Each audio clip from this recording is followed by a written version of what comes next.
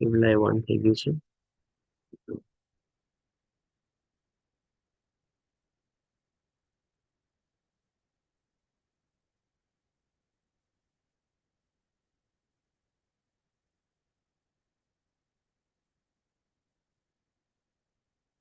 મંગલાચરણ થી શરૂઆત કરીએ.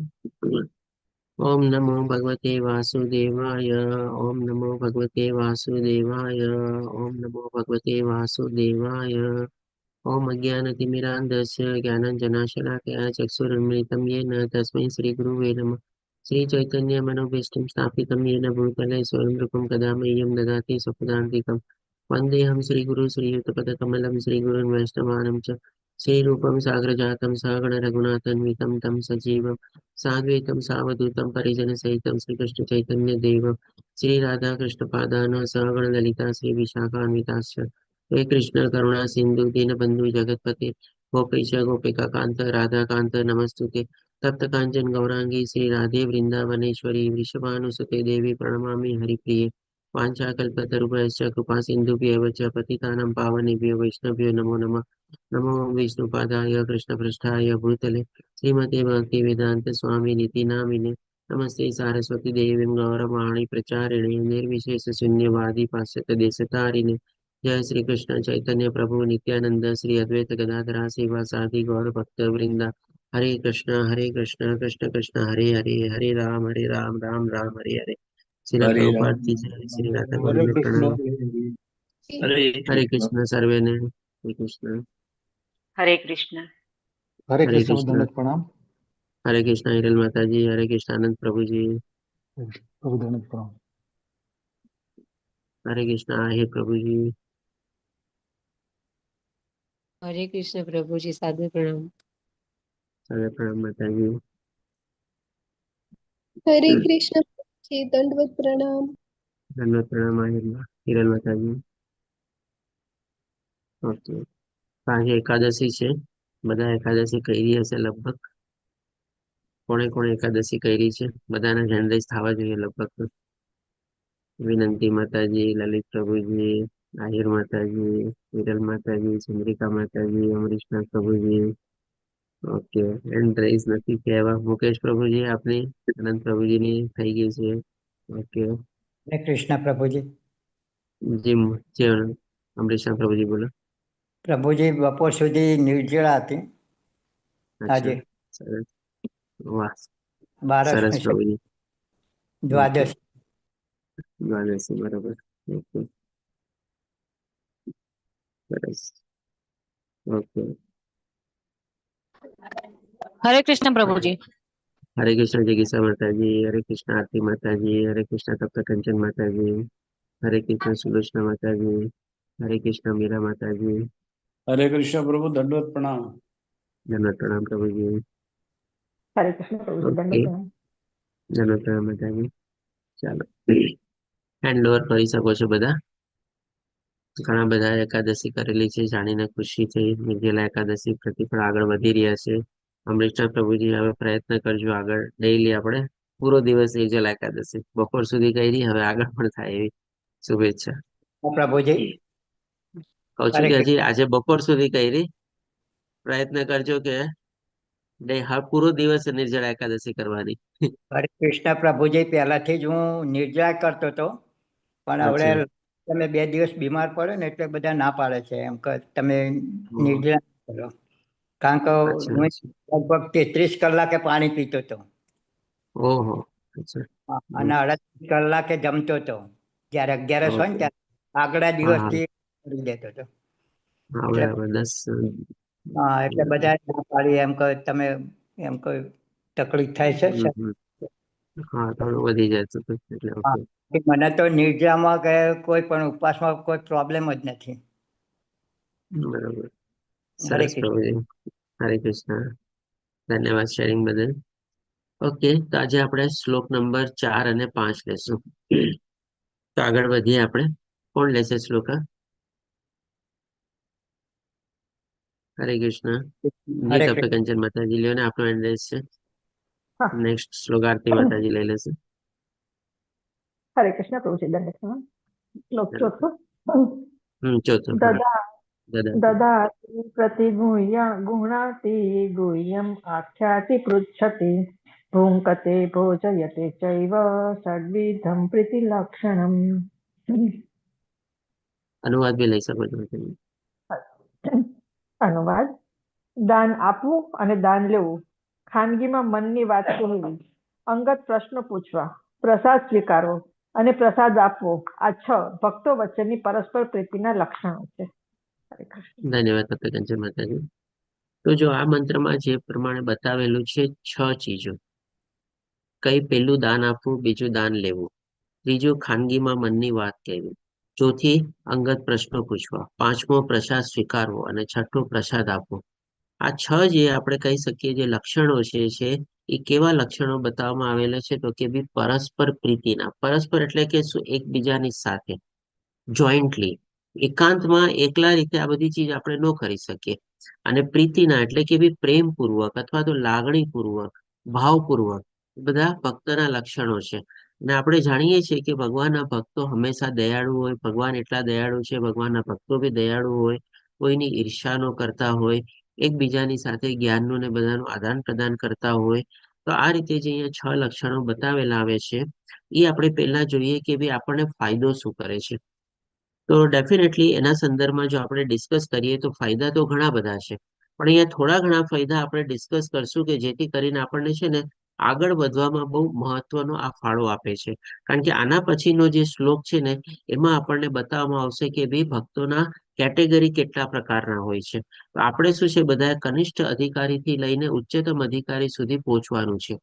આ બધા જે લક્ષણો બતાવેલા છે આપણી અંદર જો આપણે કરીએ ને કે ભાઈ એનું આપણે આચરણ કરવાનું શરૂ કરીએ અથવા તો જેમ જેમ એને આપણે ફોલો કરીએ આપણને આવા ઘણા બધા લાભો થાય. સૌથી પહેલું છે કે ભાઈ સમાજનું પોષણ થાય છે. તમે કહેશો કે ભાઈ સમાજનું પોષણ કેવી રીતે થાય? આ બધા ચીજથી થાય. શું કહો છો આના સંદર્ભમાં? આપનું શું મંતવ્ય છે? આ પોઈન્ટના સંદર્ભમાં આપણે કેવી રીતે કનેક્ટ કરી શકીએ? આ જે 6 લક્ષણો બતાવેલા છે એના સંદર્ભમાં કેવી રીતે સમાજનું પોષણ કરે છે? જીરેલ માતાજી બોલો. હરે કૃષ્ણ પ્રભુજી. માતાજી આપનો અવાજ બહુ બ્રેક થાય છે, કઈ સંભળાતું નથી. થોડો આપનો માઇક્રોફોન કે કઈ ઠીક કરો ને. જી.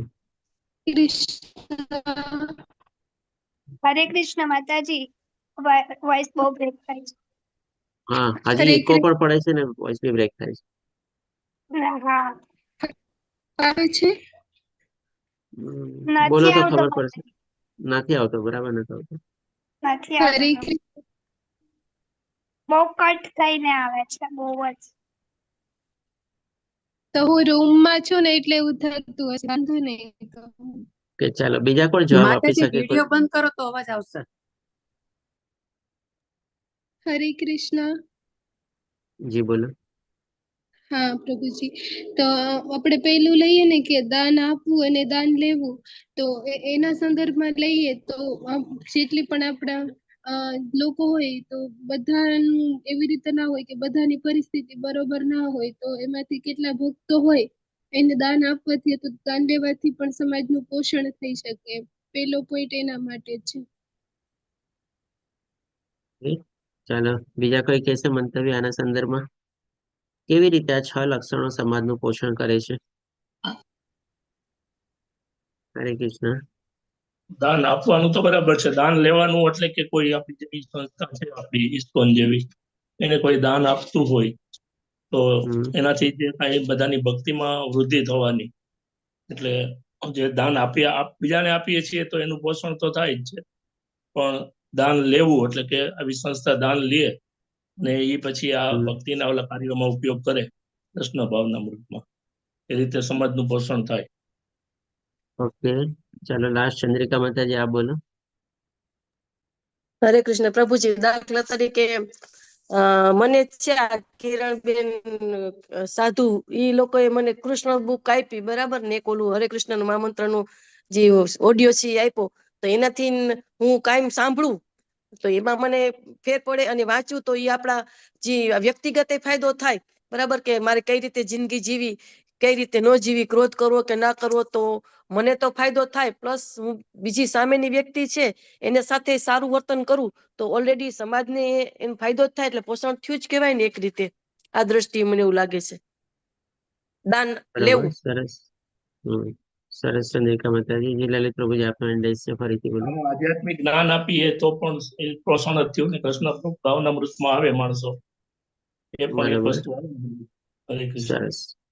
ડેફિનેટલી. જો આપણે બધાએ જે મંતવ્ય બતાવ્યું, આપણે એક છે ને થોડું ઘણું એક પોઈન્ટ ઉપર સ્ટીક થઈ ગયા, દાન ઉપર. પછી થોડું ઘણું આપણે વિસ્તૃત કર્યું આધ્યાત્મિક જ્ઞાન માટે, અથવા તો કેવી રીતે આપણને એકબીજાને લાભ થાય છે એના વિશે આપણે ડિસ્કસ કર્યું, જે પ્રમાણે ચંદ્રિકા માતાજી અને લલિત પ્રભુજીએ કીધું. પણ એકચ્યુઅલી જો જોવા જઈએ ને તો ખાલી આપણે દાન ઉપર રેસ્ટ્રિક્ટ નથી કરવાનું. અહીંયા સમાજનું પોષણ છે ને આપણે વ્યાપક રૂપમાં લેવાનું છે, જેમાં એમાં બીજા બધા લક્ષણો પણ હતા કે ભાઈ આપણે અંગત વાતો કરીએ છીએ, આપણે પ્રશ્નો પૂછીએ છીએ. તો એકચ્યુઅલી કહેવાનું તાત્પર્ય શું છે, આ બધા જે લક્ષણો છે ને એના, જે લલિત પ્રભુજી આપણો હેન્ડ રેઝ છે. એ પણ આપણા ઇસ્કોન જેવી સંસ્થાને લાગુ પડે ને, જે ભક્તો આવે અને પોતાની વાત કરે, પોતાના પ્રશ્નો રજૂ કરે, અને પછી બરાબર, એને જે ઇસ્કોન માંથી એને જાણવા મળે, એના કારણે એનું હમ, પોષણ થાય. હરે કૃષ્ણ પ્રભુજી. બરાબર છે. જો આ વાત એ સાચી છે, પર્ટિક્યુલરલી એક સંસ્થા ઉપર આપણે રેસ્ટ્રિક્ટ ન કરીએ, પણ જે મેં કીધું ને સમાજનો એકદમ વ્યાપકપણે આપણે વિચારીએ, તો એકચ્યુઅલી શું છે, જો આપણે ઇન્ડિવિજ્યુઅલી આપણે જોવા જઈએ તો આપણામાં બધી તાકાત નથી, બધી શક્તિ નથી, અથવા તો આપણે કાંઈ ચીજ નથી કરી શકતા.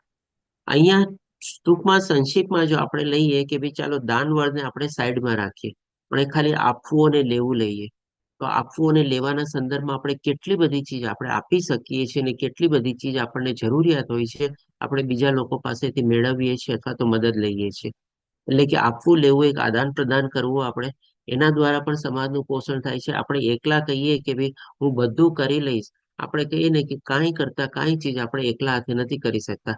નાનામાં નાની ચીજ હોય ને તો પણ એમાં તમે જુઓ, એકદમ સૂક્ષ્મ રીતે જોવા જાઓ તો ઘણી બધી ચીજો તમને એમાંની જરૂર પડે. આજે તમે કહો કે ભાઈ હું શ્વાસ લઉં છું, હું તો મારી તાકાતથી જ લઉં છું ને શ્વાસ. અરે ભાઈ, તમને ઓક્સિજન ક્યાંથી મળ્યું? આજે તમે કહો ભાઈ હું પાણી પીઉં છું, ચાલો તમે પાણી માટલામાંથી તમે પાણીનો ગ્લાસ ભર્યો, તમે પોતે પીધું, પાણીનો ગ્લાસ મૂકી દીધો, બધું કરી લીધું. પાણીનો ગ્લાસ તમે ક્યાંથી લાવ્યા? માટલું ક્યાંથી લાવ્યા? પાણી ક્યાંથી લાવ્યા? આ બધું તમે બનાવ્યું છે. એટલે કે કોઈ કરતા કોઈ ચીજ છે ને આપણે નથી કરી શકતા આપણા જોર પ્રમાણે. ઇવન હું તો કહીશ કે આપણે જે મળમૂત્ર ત્યાગ કરીએ છીએ ને એમાં પણ આપણું જોર આપણે એકલા હાથે નથી કરી શકતા. એમાં પણ છે ને આપણને કંઈક ને કંઈક બધી જરૂરિયાત પડે છે. આપણે ક્યાંક જવું પડે છે, કંઈક ક્રિયા કરવી પડે છે, કોઈક સાધનોનો ઉપયોગ કરવો પડે છે, તો જ આપણે મળમૂત્ર ત્યાગ બી કરી શકીએ છીએ. એટલે કે કોઈ ચીજ આપણે એકલા હાથે નથી કરી શકતા, બધી ચીજનો આપણને સાથ સહકાર મળે છે.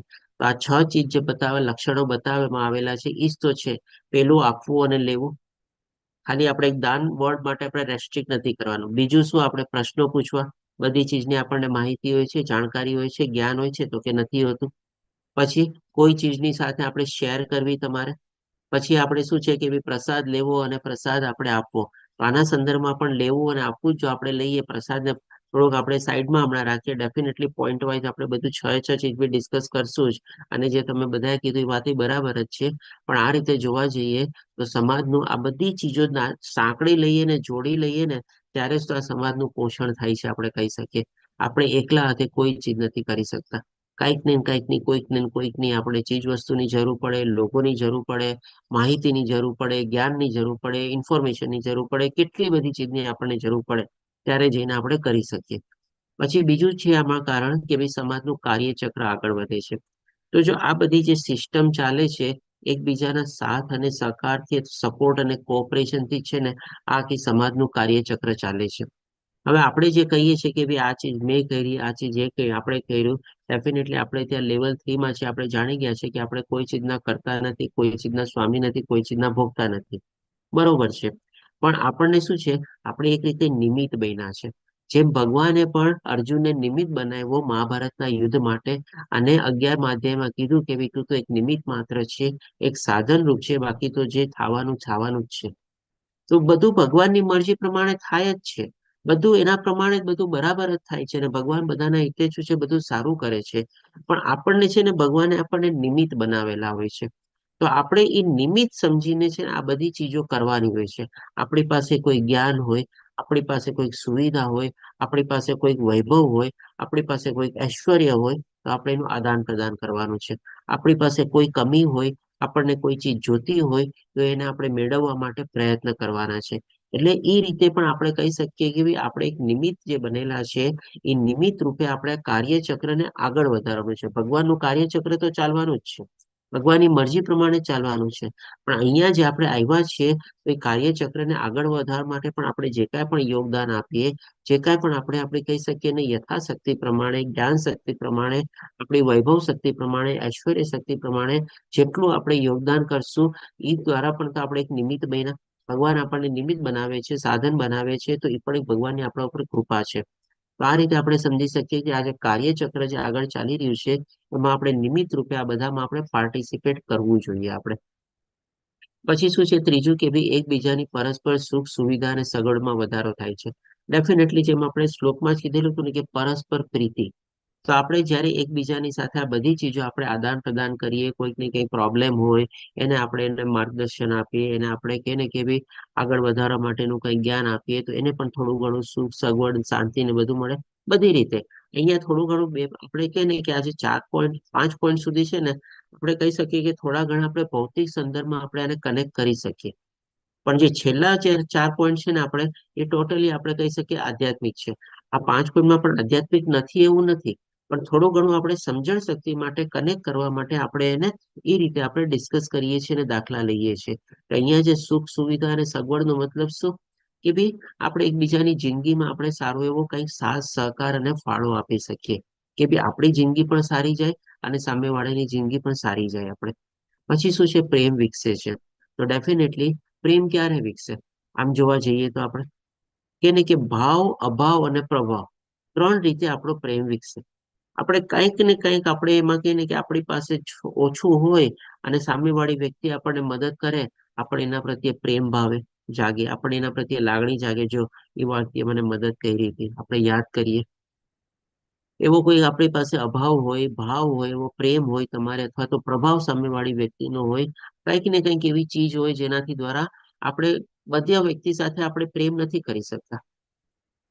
એ ક્યારે કરી શકીએ? જ્યારે આપણે એકદમ કનિષ્ઠ અધિકારીથી આપણે ઉચ્ચતમ અધિકારી સુધી પહોંચીએ, ત્યારે બધામાં આપણે એકત્વ જોઈએ ને આપણે પ્રેમ કરીએ. આપણે માણસ તરીકે આપણે બધા સાથે કેવી રીતે ક્યારે પ્રેમ કરી શકીએ? કે ભાઈ કાં તો ભાવ, અભાવ અને પ્રભાવ કંઈક ને કંઈક કારણ હોય, એ રીતે આપણો પ્રેમ વિકસે છે. આપણે તો આપણે એક પ્રક્રિયા છે, આપવું, લેવું, શેરિંગ કરવું, ડિસ્કસ કરવું, પ્રશ્ન પૂછવા, કે જેથી કરીને એકબીજાની આપણે મદદ મેળવીએ, એકબીજાને સાથ સહકાર આપીએ, એટલે કે આપણો બધાનો એકબીજા પ્રત્યેનો આપણો પ્રેમ વિકસે. પછી આપણે શું છે એકબીજાને પ્રોત્સાહિત પણ કરી શકીએ છીએ. ઘણીવાર કોઈક લોકો બહુ ટેન્શનમાં હોય, સ્ટ્રેસમાં હોય, ડિપ્રેશનમાં હોય, આપણે એને કંઈક માર્ગદર્શન આપીએ, સલાહ સૂચન આપીએ, તો એ પણ આગળ પ્રોત્સાહિત થાય આપણે. જેમ કે આમાં ચંદ્રિકા માતાજી આપણને શું કીધું કે ભાઈ મને પુસ્તક આપ્યું, મેં વાંચ્યું અને મને ઘણો લાભ થયો.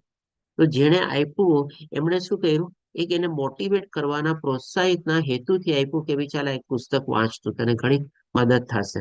ઘણીવાર આના સંદર્ભમાં આપણી પાસે શશી માતાજી પણ પોતાના ઘણા બધા દાખલાઓ આપણી સાથે શેર કરેલા છે, પોતાના જીવનના, કે ભાઈ કેવી રીતે મને પણ પ્રોત્સાહન ને બધું મળ્યું, જેનાથી આપણે આગળ વધ્યા. આપણે હવે જે આ પોઈન્ટ છે ને, જો આ રીતે આપણે આ બધી ચીજોને આપણે વિકસાવીએ, તો આ જે છેલ્લા જે 4 પોઈન્ટ છે ને, આપણે કહી શકીએ કે ભાઈ આપણને આગળ વધવામાં બહુ જ પ્રગતિ થાય છે.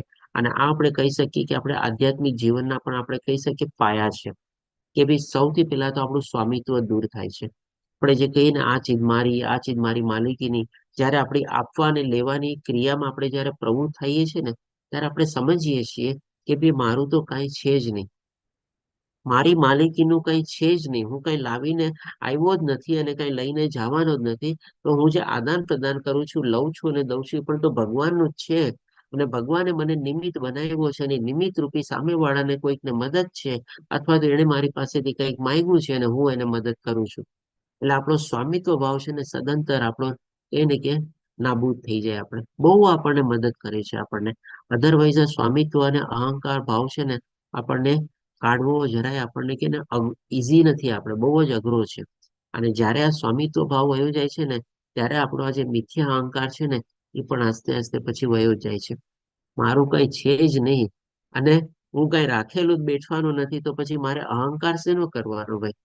આપણને અહંકાર શેનો હોય છે? આપણી પ્રોપર્ટીનો, માલ મિલકતનો, આપણા જ્ઞાનનો, આપણા હોદ્દાનો, આપણા પોઝિશનનો, આપણા સૌંદર્ય કે વોટેવર જે કાંઈ પણ કયો તમે, આ બધી ચીજનો આપણને અહંકાર હોય છે ને.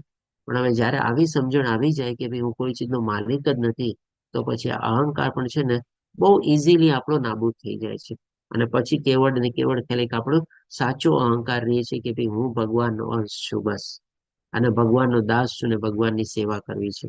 આ બધો જે મિથ્યા અહંકાર છે ને એ બધો આપણો નાબૂદ થઈ જાય છે. અને હજી પછી હવે આપણે જયારે આ બે ચીજ સમજી લઈએ કે ભાઈ આપણે કોઈ ચીજના સ્વામી નથી અને આપણો અહંકાર એ વયો ગયો છે, તો પછી બધા પ્રત્યે આપણને છે ને કરુણા અને દયાનો આપણો વિકાસ થાય છે. આજે કોઈ વ્યક્તિ આપણી પાસે આવે માગવાની દ્રષ્ટિએ, અને આપણે એને માની લો કંઈક એને આપીએ, આપણી પાસેથી લેવે આપણે લઈએ, તો આપણો છે ને ત્યારે અહંકાર નથી પોસાતો. આપણને છે ને ઉલટાની મનમાં દયા આવે છે કે જો એ વ્યક્તિ પાસે આ કંઈક ઓછી છે, ભગવાને મને નિમિત્ત બનાવ્યો, ભગવાને મને સાધન બનાવ્યું કે જેને હું એને કંઈક મદદરૂપ થઈ શકું. આપણામાં જરાય એક કહે ને કે ભાઈ રતિભરનો આપણામાં અહંકાર ત્યારે નથી રહેતો. તો આ બધી ચીજ પણ આપણને મદદ કરે છે. બાકી જેમ કીધું ને કે ભાઈ બધા પ્રત્યે પ્રેમ વિકસાવવો, બધા પ્રત્યે કરુણા દાખવવી, બધા પ્રત્યે દયા દાખવવી, અને પણ શત્રુ પ્રત્યે પણ, તો આ તો છે ને બહુ એક્સ્ટ્રીમ પોઝિશન છે. જ્યાં સુધી આપણો અહંકાર ટકેલો હોય ત્યાં સુધી આ બધી ચીજ વિકસે જ નહીં. કોઈ ચાન્સ નથી કે તમે એને બધા પ્રત્યે તમે પ્રેમ દાખવી શકો, બધાને તમે માફ કરી શકો, બધાને તમે દયા દાખવી શકો, બધા પ્રત્યે કરુણા દાખવી શકો. ક્યારેય ન દાખવી શકો જ્યાં સુધી આવો અહંકાર ને બધું ટકેલું હોય. અને છેલ્લે શું છે? સમત્વનો ભાવ. આ પણ છે ને કે આપણા આધ્યાત્મિક જ્ઞાનનો બધો પાયો છે. આપણે આ સમત્વ ભાવનો પણ છે ને આપણે વિકાસ થાય છે જયારે આપણે આવી રીતે, કારણ કે આપણે કોઈને ઊંચ નીચ ત્યારે નથી સમજતા. આજે કોઈ આપણી પાસેથી મદદ લેવા કે કંઈક આવ્યું ત્યારે આપણે એને નથી સમજતા કે મારાથી નીચું છે. આપણે શું ભાવ જોઈએ છે કે ભાઈ જે આત્મા મારી અંદર છે એ જ આત્મા તો એની અંદર છે. આપણે ત્યારે એવા ભાવથી છે ને આપણે એને મદદ કરીએ છીએ. એમ નથી સમજતા કે ભાઈ નીચો છે, ગરીબ છે, એને નથી આવડતું, એને આમ છે, એવા ભાવથી આપણે મદદ નથી કરતા. પણ આપણો ભાવ શું થઈ જાય છે? એક આત્મા બીજા આત્માની સાથે જોડાયેલી છે, અને એવી રીતે આપણે એને સમત્વનો ભાવ કેળવીને આપણે એને મદદ કરીએ છીએ. તો ડેફિનેટલી આજે 6 ગુણ જે આ શ્લોકમાં બતાવવામાં આવેલા છે, એ બધા દ્વારા આપણને આ બધા આપણને ફાયદા થાય છે. હવે આપણે એક એક કરીને લઈએ કે જે પ્રમાણે જે શ્લોકમાં બતાવેલું છે કે ભાઈ સૌથી પહેલું દાન આપવું. તો દાન આપવાના સંદર્ભમાં છે ને એક આપણે કહીએ ને કે કોમન મિસઅન્ડરસ્ટેન્ડિંગ શું થઈ ગઈ છે? દાન આપવું એટલે કે શું? પૈસા અથવા તો દ્રવ્ય આપવું. આ એક કોમન મિસઅન્ડરસ્ટેન્ડિંગ થઈ ગઈ છે, પણ એકચ્યુઅલી એવું નથી. દાન છે ને આપણે ઘણી બધી રીતે આપણે આપી શકીએ છીએ. આમાં જસ્ટ ખાલી થોડા ઘણા દાખલા રૂપે આપણી સામે 9-10 પોઈન્ટ બતાવવામાં આવેલા છે કે જેના દ્વારા પણ આપણે દાન પ્રક્રિયા જે છે આપણે આગળ વધારી શકીએ છીએ. સૌથી પહેલા તો આપણી ઘણી બધી ચીજો આપણા અત્યારે જીવનકાળ દરમિયાન આપણી જે કાંઈ પણ ઉંમર હોય, તમે જસ્ટ એકવાર તમારો કબાટ ખાલી કરજો કે તમારું બીજું કોઈક વસ્તુઓ તમે બધી જોજો, કેટલી બધી એવી ચીજો નીકળી આવશે તમારે કે જે તમને અત્યારે નકામી થઈ હશે, અથવા તો તમને પોતાને અત્યારે ઉપયોગમાં નહીં આવતી હશે. પણ એવું જરૂરી તો નથી કે આ ચીજ બીજા લોકોને ઉપયોગમાં નહીં આવે. તમે આ બધી ચીજોને કાઢી શકો છો, તમે એને આપી શકો છો, અથવા તો હું તો કહું છું તમારે લિસ્ટ બનાવવું જોઈએ કે ભાઈ કયા કપડા મેં છેલ્લા 1-2 વર્ષમાં નથી પહેર્યા, તો એ બધા કપડા કાઢી નાખવા છે. ચાલો મારે જી શશી માતાજી આપનો હેન્ડ રેઝ છે. હરે કૃષ્ણ પ્રભુજી.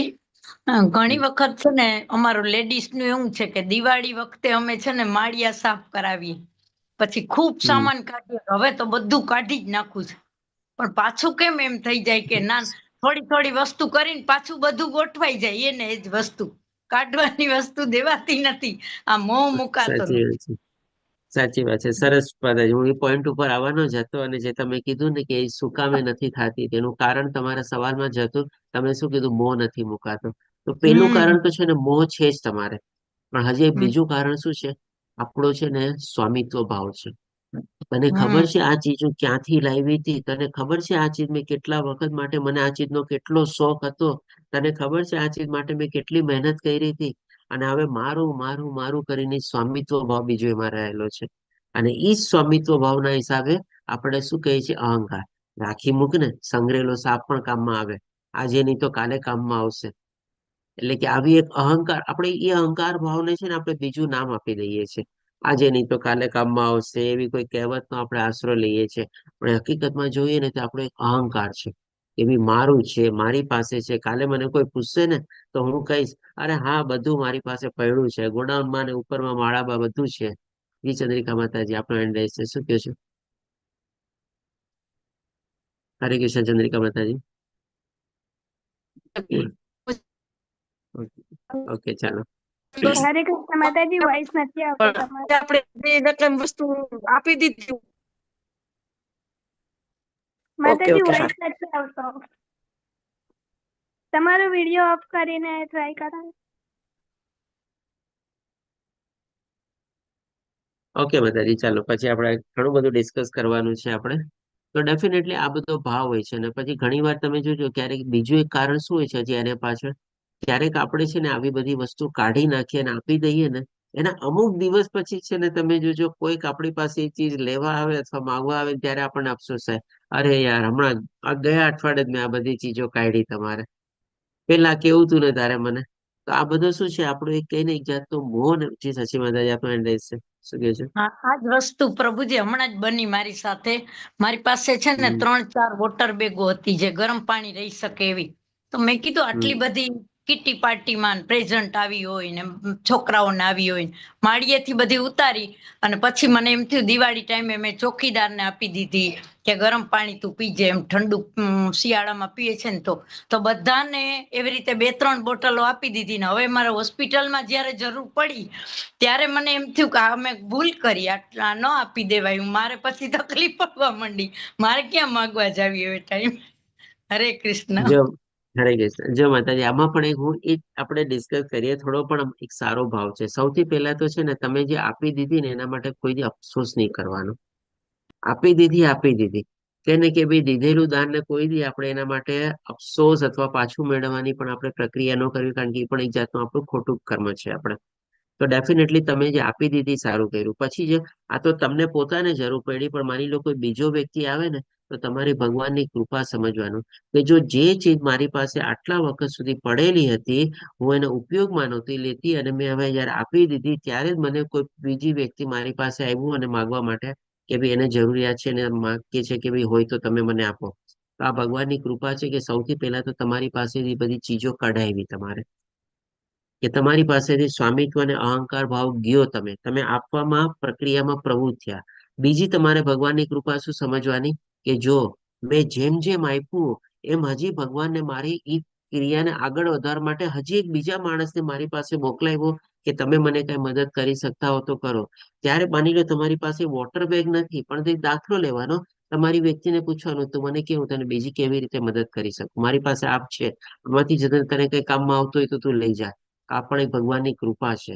એટલે કે ઈ સેન્સમાં પણ તમારી એ પ્રક્રિયા તમારે આગળ વધી. હવે જેમ તમે કીધું ને કે તમને પોતાને જ જરૂર હતી વોટર બેગની, એમને હોસ્પિટલમાં તમારા સંદર્ભમાં જેમ દીકરાને એડમિટ ને બધું કર્યું હતું ત્યારે, તો એમાં પણ છે ને આપણે ભગવાનની કૃપા સમજવાની કે ભી ચાલો જે જૂની ચીજ મેં કાઢી નાખી એ ભગવાને મને નિમિત્ત બનાવી કે હું કોઈકને મદદરૂપ થઈ. અને હવે જયારે મારી પાસે મને જરૂર છે ત્યારે મારી પાસે શક્તિ છે, ભગવાને મને શક્તિ આપેલી છે કે હું બીજી નવી વોટર બેગ લઉં અને મારા કામમાં લગાડું તમારે. તો દરેક ચીજના છે ને બે પહેલું હોય છે. આપણે કઈ રીતે જોવાનો આપણે દ્રષ્ટિકોણ જે આપણે જોઈએ ને એ આપણને છે ને આમાં મદદરૂપ થઈ શકે છે. બાકી અત્યાર સુધી જો આપણે આ જ્ઞાનમાં જ્યાં સુધી આગળ નહોતા વધ્યા ને ત્યાં સુધી આવો વિચારવાનો, આવી મનમાં આવી સમજણ લાવવાની એવો આપણો દ્રષ્ટિકોણ જ નહોતો. આ બધું પ્રાપ્ત કર્યા પછી જ આપણો દ્રષ્ટિકોણ ચેન્જ થાય આપણને અને બહુ મદદરૂપ થાય આપણે. આપ લોકો એગ્રી કરો છો કે નહીં કે હું ખાલી બોલું છું એ તમે કહેશો કે ભાઈ પ્રભુજી આ તો તમે ખાલી બોલવા માટે જ છે? શું કે છે આ બધા? હા, પ્રભુજી સાચી બરાબર, વાત છે. સાચી વાત છે, સાચી વાત છે. સાચી વાત છે. ઓકે, ધન્યવાદ. તો હવે ડેફિનેટલી આવી એક ઘણી બધી પ્રક્રિયા જોઈએ આપણે કે જેના દ્વારા આપણને પૈસાની અથવા દ્રવ્યની જરાય જરૂર નથી પડતી, પણ આપણે ઘણી એના કરતા પણ વધારે અને મોટી મહેનત આપણે દાન આપી શકીએ છીએ. આપણે તમે કોઈની સાથે પ્રેમથી સ્મિતથી વાતો કરો, સ્માઈલ આપો. આજે જેમ કે સ્માઈલ આના સંદર્ભમાં કહું ને તો કે ભાઈ આપણે ઘણી વાર આપણે રસ્તામાં જતા હોઈએ, કોઈક આપણું ઓળખીતું વ્યક્તિ આપણને દૂરથી આવતું દેખાય અને આપણને એને ટાઈમ ન હોય, આપણને ટાઈમ ન હોય એને આપવાનો ન ઈચ્છા હોય કે લાગે કે ભાઈ વ્યક્તિ તો બહુ ચીપકું છે, બહુ વાતો કરશે, આપણે કેવી નજર છુપાવીને એને બાજુમાંથી કટીને ક્યાંયથી આપણે વયા જઈએ છીએ તમારે. આપણે એની સામે જોવાની આપણે દરકાર પણ નથી કરતા. ત્યારે બાકી જે આપણે જોઈએ ને તો આપણા દેશમાં થોડું ઘણું વધારે જોવા મળે છે. બાકીને તમે જોઈએ ને તો ભાઈ ઓળખીતો માણસ ન હોય ને તોય રસ્તામાં કોઈ માણસ દેખાય ને તરત નજરથી નજર મિલાવશે ને સ્માઇલ આપશે. અને હજી ઓર આગળ છે ને કાં તો એને ગુડ મોર્નિંગ કહેશે, કાં તો હેવ અ ગુડ ડે કહેશે, કાં તો કંઈક એપ્રિશિએટ કરશે, your dress is very good, you are looking good, આ કે વોટ એવર ઇટ ઇઝ, કાંઈ પણ તમારે કે આટલું. આ તો શું છે, આ તો સામેવાળી વ્યક્તિ પણ છે ને સામેથી રિસ્પોન્સ પણ આપશે. ત્યારે આપણે શું છે આ બધી ચીજનો થોડું ઘણું એવોઈડ કરીએ છીએ.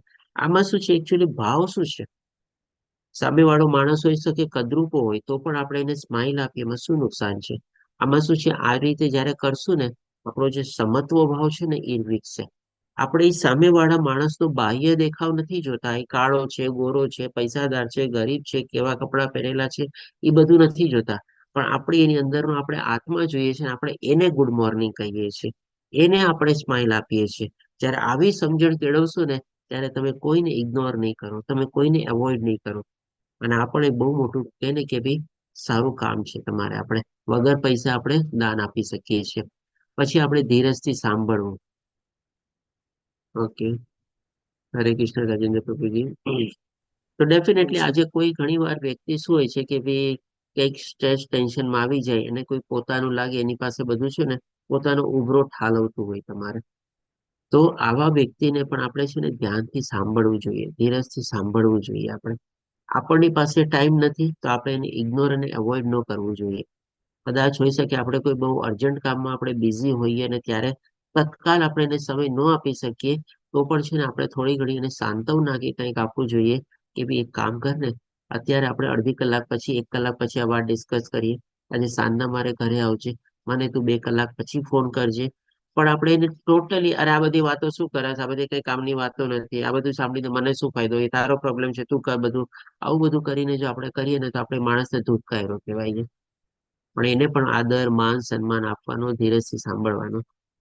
આજે જેમ કે આપણે ઘણા વખતથી આ બધા ક્લાસને આપણે લઈએ છીએ અને પ્લસ થોડા ઘણા આપણે જયારે ઓલા જીએરએલ માતાજી આપણો એન્ડ છે, શું કહેશો આપ?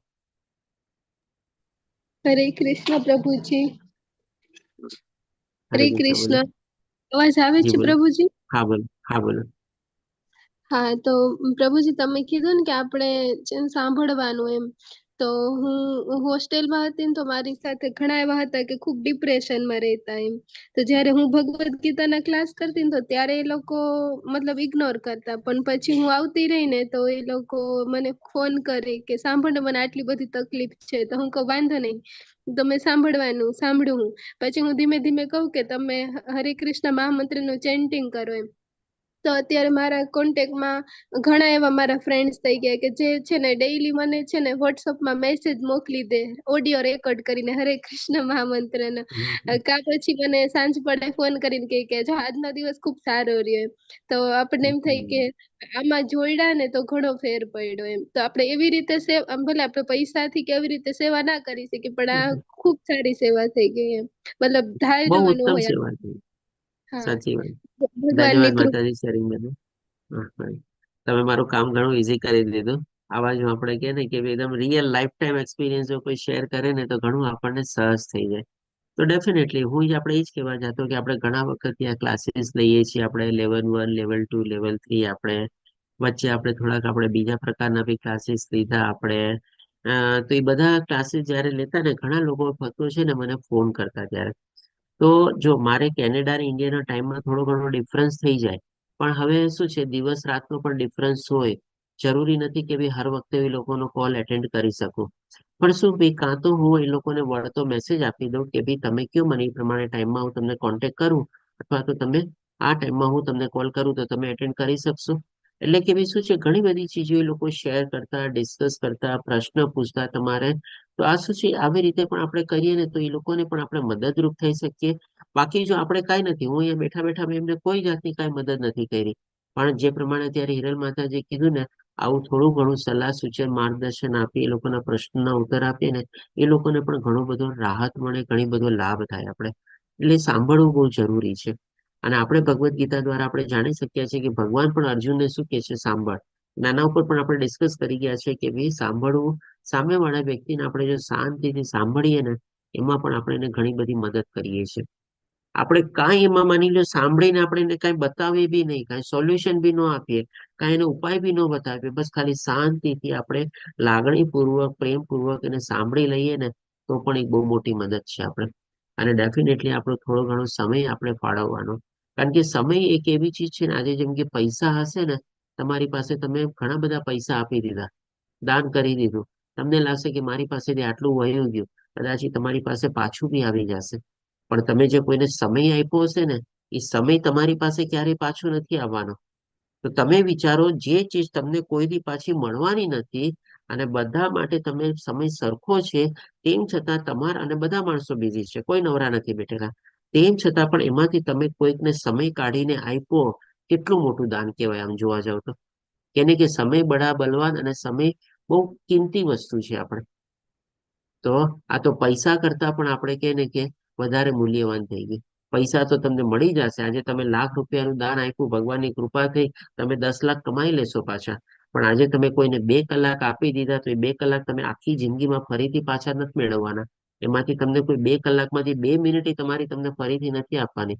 મૃત્યુ આપતે એમ નથી કહેવાનું કે ભાઈ ઓલાને તે 2 કલાકનો ટાઈમ આપ્યો હતો ને, તો એક કામ કર, અત્યારે હવે હું તને બીજી 2 મિનિટ આપું છું, તારે જે કરવું એ કરી લે.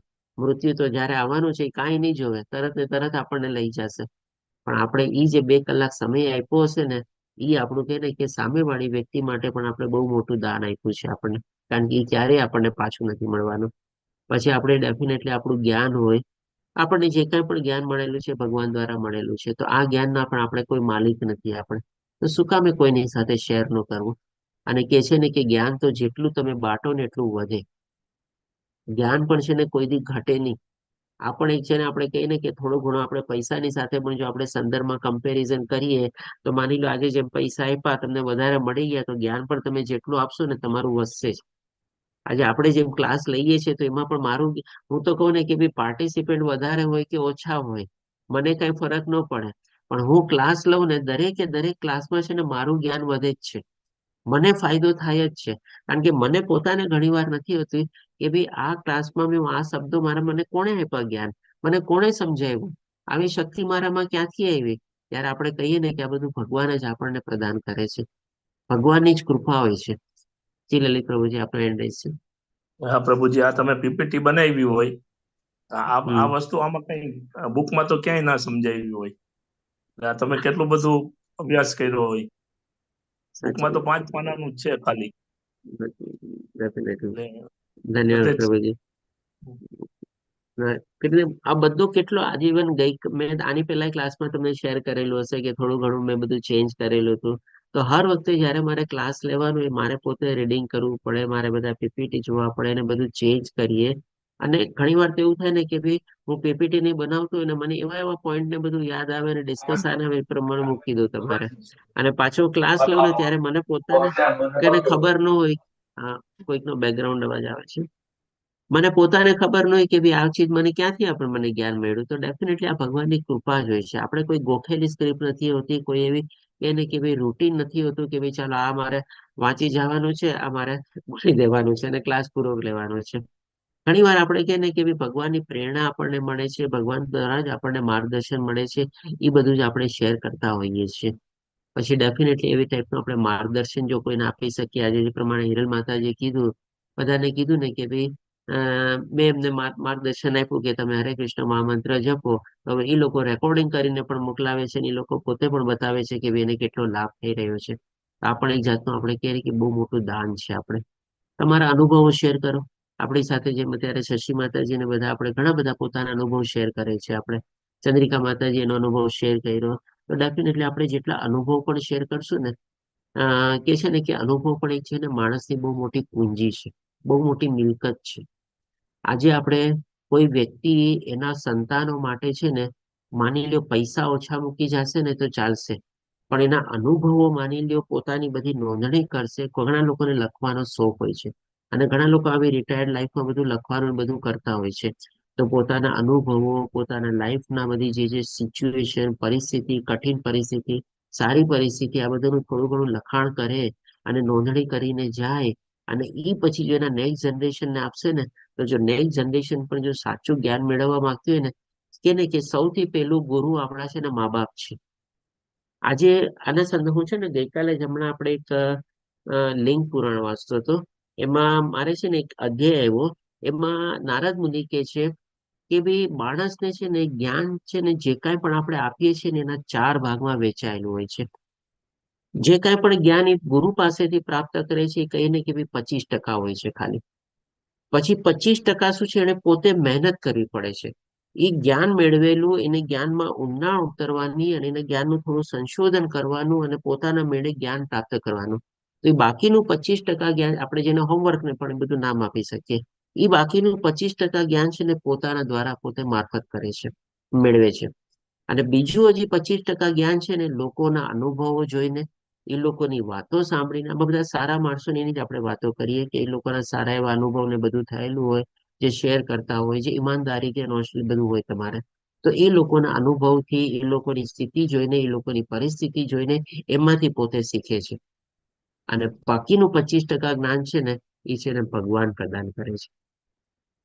તો માણસે છે ને શીખવાની પ્રક્રિયા હોય છે. આજે આપણે કહીએ ને કે ભાઈ હું આજે ક્લાસ લઉં છું ને, હું ખાલી આમાંથી તમને 25% જ જ્ઞાન આપું છું.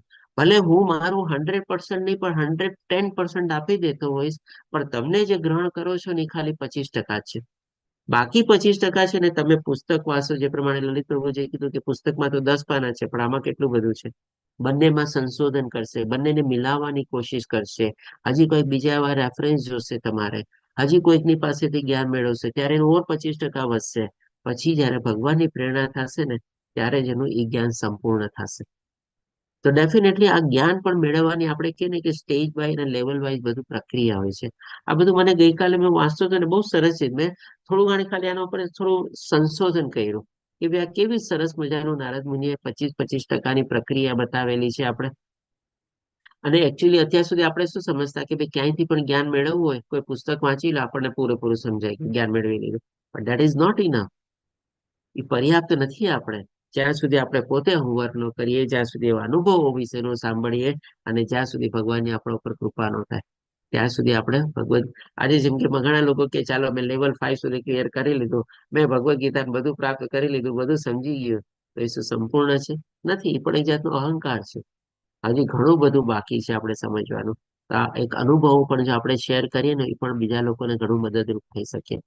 પછી જેમ પણ કીધું કે સાંત્વના અને દિલાસો આપો, કે શાંતિથી વાતો અને એને કયો, એના ખાલી તમે એને કે એના ખભા ઉપર હાથ રાખશો, એનો હાથ તમારા હાથમાં લઈને વાત સાંભળશો, શું છે શું નહીં, તો પણ છે ને એને ઘણું બધી શાંતિ મળશે, દિલાસો મળશે તમારે. પછી બીજું એના કામમાં મદદ કરો. એના કામમાં મદદ આને થોડું ઘણું આપણે કહીએ કે ચાલો ભૌતિક રીતે આપણે લઈએ. આજે જેમ કે ઘરમાં આપણી પત્ની હોય અથવા તો આપણા પતિદેવ હોય, એ લોકો જે કાંઈ પણ કામ કરતા હોય અને બહુ કામમાં પોતે વ્યસ્ત અને બધા હોય, આપણે ખાલી એને પૂછીએ ને, શું તમને કામમાં કઈ મદદ કરી શકું? મારી કઈ જરૂર હોય તો મને કહો તમે. આ પણ છે ને સામેવાળા માણસ માટે છે ને બહુ મોટી મદદ છે. આપણે કરી શકીએ કે ન કરી શકીએ એ આપણને કઈ કહે કે ન કહે હજી દૂરની વાત છે, પણ આપણે ખાલી એને આટલું પૂછીએ ને કે ભાઈ હું તમને કેવી રીતે મદદ કરી શકું, શું જોવે છે તમારે. અથવા તો એ કઈ કામ કરતા હોય અને અચાનક એને કઈ પેન જોતી હોય, કાગળ જોતી હોય, આપણે બાજુમાંથી પસાર થઈએ અને એને આપણે આપી, આલ્યો પેન, આલ્યો કેલ્ક્યુલેટર, આલ્યો પેન. ઘણી વાર હું આ પીપીટીને બનાવતો જાઉં, તમારે મારે કંઈક ને કંઈ જરૂર પડે, પાછું મારે ઊભું થવું પડે. અને મને શું છે, ટેબલ ખુરશી ઉપર બેસવાની આદત બહુ ઓછી છે. મને નીચે બેસવું બહુ ગમે. ઇવન અત્યારે હું ક્લાસ લઉં છું ને, હું નીચે જ બેસીને ક્લાસ લઉં છું. હું ટેબલ ખુરશી ઉપર બેસી નથી લેતો ક્લાસ. તો મારે ક્યારેક ક્યારેક ઊભું થવું પડે, બધું કરવું પડે. તો મને કોઈક આવીને આપે તો આપણને કેટલું આપણે કઈ તરત thank you very much.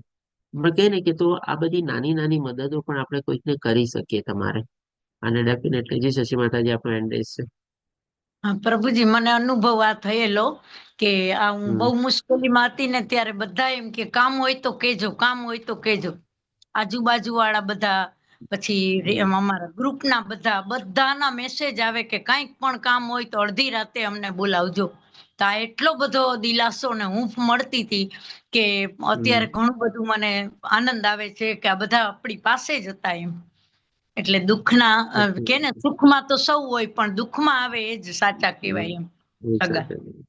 Hare Krishna. Definitely આ બધી મદદ બહુ સારી છે. આપણે આમાં કોઈ જાતના કાંઈ પૈસા નથી લાગતા. અને ડેફિનેટલી એક લાસ્ટ તરીકે જોઈએ તો કોઈનું સારું કામ ફેલાવો અથવા કોઈનું આપણે માટે સારું આપણે ડેફિનેટલી આપણને કોઈક વ્યક્તિ સાથે એવો કોઈક અનુભવ થયેલો હોય સારો, તો એ વ્યક્તિને આપણે વખાણ કરવાના. એ વ્યક્તિને આપણે કહેવાનું, જો હું આવી પરિસ્થિતિમાંથી પસાર થતી ને મને આ વ્યક્તિ બહુ મદદ કરેલી હતી. એનું કોઈક એવું કાર્ય હોય તો એને આપણે વખાણ કરવા. એની ઉપસ્થિતિમાં અથવા તો અનુપસ્થિતિમાં પણ આપણે એ વ્યક્તિને યાદ કરીએ ને, એ પણ એક છે ને બહુ સારું એ માણસની મદદ છે આપણે કહીએ ને. જી ચંદ્રિકા માતાજી, આપનો એડ્રેસ છે. ચંદ્રિકા માતાજી, આપનો અવાજ નથી હરે આવતો કૃષ્ણ કંઈક. પ્રભુજી. હા બોલો, હા આવે છે. હા. તો આ દાન છે એ અકર્મમાં લેખાય કે પછી નિષ્કામ કર્મમાં લેખાશે? જો તમે કઈ ભાવનાથી અને સામેવાળાને કઈ રીતે તમે મદદ કરો છો એ રીતે જોવાનું. આજે જેમ કે કોઈ વ્યક્તિ તમારી પાસે કંઈક રૂપિયા પૈસા કે કંઈક એની મદદ કરવા આવ્યો અને તમે એને એ મદદ આપી દીધી અને પાછી મેળવવાની તમારે એ માણસ એ પણ જોવાનું proper time, proper place, proper person ને બધું છે કે નહીં. અને તમે કોઈ એમાં પાછી મેળવવાની ઈચ્છા નથી, તમે એમાં કોઈ લાયકું નથી કે ભાઈ મને રિટર્નમાં આવું કઈ મળે તમારે, તો ડેફિનેટલી તમારું સતો ગુણ કહેવાય. અથવા તો સતો પ્રકારનું તમારું દાન કહેવાય. ઇવન આ તો ખાલી રૂપિયા પૈસાની પણ આ બધી ચીજો પણ જો તમે આવી ભાવનાથી બધી દાન કરેલી હોય તો આ બધી ચીજ સતોગુણી કરે. જી લલિત પ્રભુજી, આપના એન્ડ છે, શું કહેશો? જે જ્ઞાનનું તમે જે કીધું ને કે હમ. આપના તરફથી 25% મળે, પોતાની હા. મહેનત 25% અને હમ. બીજાના અનુભવો પછી 25%, હા. અને ભગવાનના 25%. ભગવાન નહીં 25%, કારણ કે છે ને ભગવાન જ એકચ્યુઅલી જો 100% જ આપે છે, પણ આ ભગવાને બધાને 3 જણને નિમિત્ત બનાવ્યા ને. ઓકે ઓકે, સમજાઈ ગયું. 100% ભગવાનના છે, બરાબર છે, Yes, yes. પણ ભગવાને સમજાઈ ગયું. 75% પોતાના સાધન અથવા પોતાના નિમિત્ત બધાને બનાવી દીધા કે ભાઈ ચાલો તું તારા હિસાબે કર, આને તને નિમિત્ત. આજે ગુરુને આપણને સાથે મળીએ આપણે, એ પણ તો ભગવાનની પ્રેરણા થઈ હોય તો જ આપણે આ ગુરુના સાથ સંગાતમાં આવીએ. એટલે સમજાઈ ગયું, એવી રીતે બરાબર. આપણે, બરાબર. ઓકે. તો આ બધી ચીજ આપણે જોયું કે ચંદ્રિકા માતાજી, આપણો જે પ્રશ્ન હતો, તો ડેફિનેટલી આ બધી ચીજોમાં આપણે કોઈ એવી આશા ન રાખીએ તો એ આપણો સતોગુણ ગણાય. અને જયારે આવી ભાવનાથી ને બધું કરેલું હોય એ આપણું અકર્મમાં ગણાય. એમાં કોઈ સકામ કર્મ ન ગણાય, એ અકર્મ જ ગણાય ડેફિનેટલી. હવે આના દાનના સંદર્ભમાં જેમ આપણે કહીએ ને કે ભાઈ જે આપણા શાસ્ત્ર પ્રમાણે ને બધું કહેવામાં આવેલું છે, આપણી પાસે એવા દાખલાઓ બી છે કે ભાઈ આપણી પાસે જે કાંઈ પણ પૂંજી હોય ને એના 50% છે ને આપણે ભગવાનને આપણે અર્પિત કરી દેવી જોઈએ. આપણે લોકો નોર્મલી શું કરીએ, આપણે જયારે છેલ્લો વખત ને બધું આવતું હોય ત્યારે આપણે વ્હીલ બનાવીએ છીએ. અને વ્હીલમાં આપણે શું કરીએ, મારા સગાવાલા આટલા આટલા છે, બધાના નામ લખીએ. પછી મારી પ્રોપર્ટી આટલી છે, બધું નામ લખીએ. આ પ્રોપર્ટી આના આટલા ટકા, આના આટલા ટકા, કેટલી બધી ઝીણવટ માહિતીથી બધું આપણે કરીએ છીએ. આ બધું શેનું થાય? જયારે આપણે સ્વામિત્વ ભાવ અને અહંકાર ભાવ હોય ત્યારે બધી આવી વ્હીલ બનાવવાની જરૂર પડે ને આપણે. પણ સીધો સાધો આપણે કહીએ કે ભાઈ મારું કઈ છે જ નહીં, મારે વ્હીલ બનાવવાની જરૂર શું છે? અથવા તો માની લો થોડી ઘણી યાદીપૂર્વક આપણે બનાવવાનું હોય કે ભાઈ જે કાંઈ પણ ભગવાનનું દીધેલું છે ને એમાંથી સૌથી પહેલા 50% તો છે ને ભગવાન જ પાછું આપી દેજે. બાકી 25% શું છે કે ભાઈ મારા જે આવા જે રિલેટિવ હોય, જેને જરૂરિયાતમંદો હોય તમારે, એને આપવાનું આપણે. એટલે થોડું ઘણું 25% જેવું આપણે આપણા પોતાના માટે રાખવાનું, જ્યાં સુધી આ શરીરનો નિર્વાહ આપણે કરવાનો છે આપણે. તો આપણે દાનના સંદર્ભમાં આપણે આ પણ એક બહુ મહત્વનો પોઈન્ટ છે. આપણે સમજીએ છીએ કે ભાઈ આપણે માલકી મિલકતની ને બધાનું પ્રોપર્ટીનું બહુ સારું ડિસ્ટ્રીબ્યુશન થવું જોઈએ, કોઈને દુઃખ ન લાગવું જોઈએ.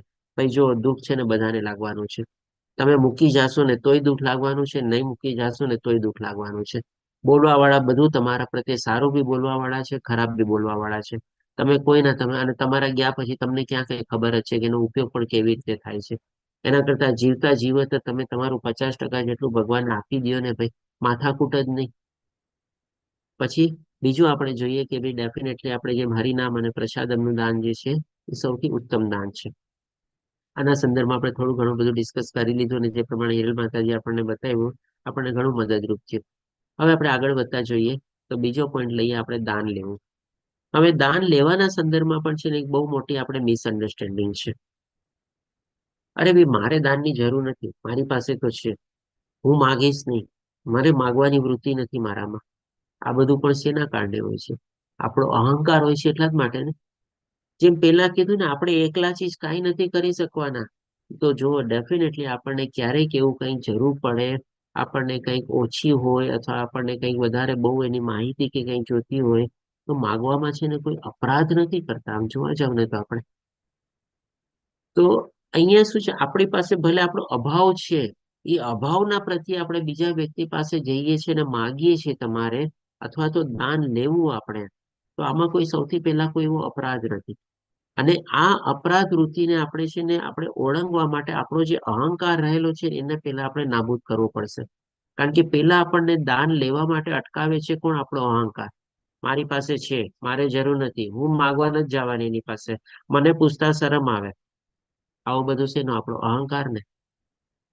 અને આ પણ જે આ વૃત્તિ જયારે આપણે પસાર કરીએ ને તો એમાં પણ દાન લેવાના પણ છે ને આપણને ઘણા બધા ફાયદા છે. સૌથી પહેલા તો શું છે, તમે દાતાને આદર આપો છો. એટલે જે દાન આપે છે ને એને તમે છે ને માન સન્માન આપો છો. આજે કોઈ પણ દાતા હોય આપણે એની પાસેથી કંઈક સ્વીકારતા હોઈએ, આપણે એને નમન કરીએ છીએ, આપણે એને હાથ જોડીએ છીએ. અને જે સાચો દાતા હોય એ પણ શું કરે છે, હવે ઘણી વાર આ લોકોને બધાને જ્ઞાન થયેલું હોય છે તો એ પણ શું છે, જે દાન લેનાર છે એને પણ હાથ જોડે છે, એને પણ નમન કરે છે. અરે ભાઈ, તે મારું દાન સ્વીકાર્યું એટલા માટે તો મને આદર પ્રાપ્ત થયો, એના માટે એને પણ એક થેન્ક્સ કહે છે તમારે. પહેલાના વખતમાં લોકો આટલું બધું ઘણા લોકો નહોતા કરતા, આજે ઘણા બધા એવા છે. કારણ કે પોતે દાન આપતા હોય ને પોતાના માટે બહુ ઓલા મહાન સમજતા હોય. અરે હું દાન આપું છું, મારી પાસે આમ છે તેમ છે, એના જો ગુણીદાન છે એવું બધું.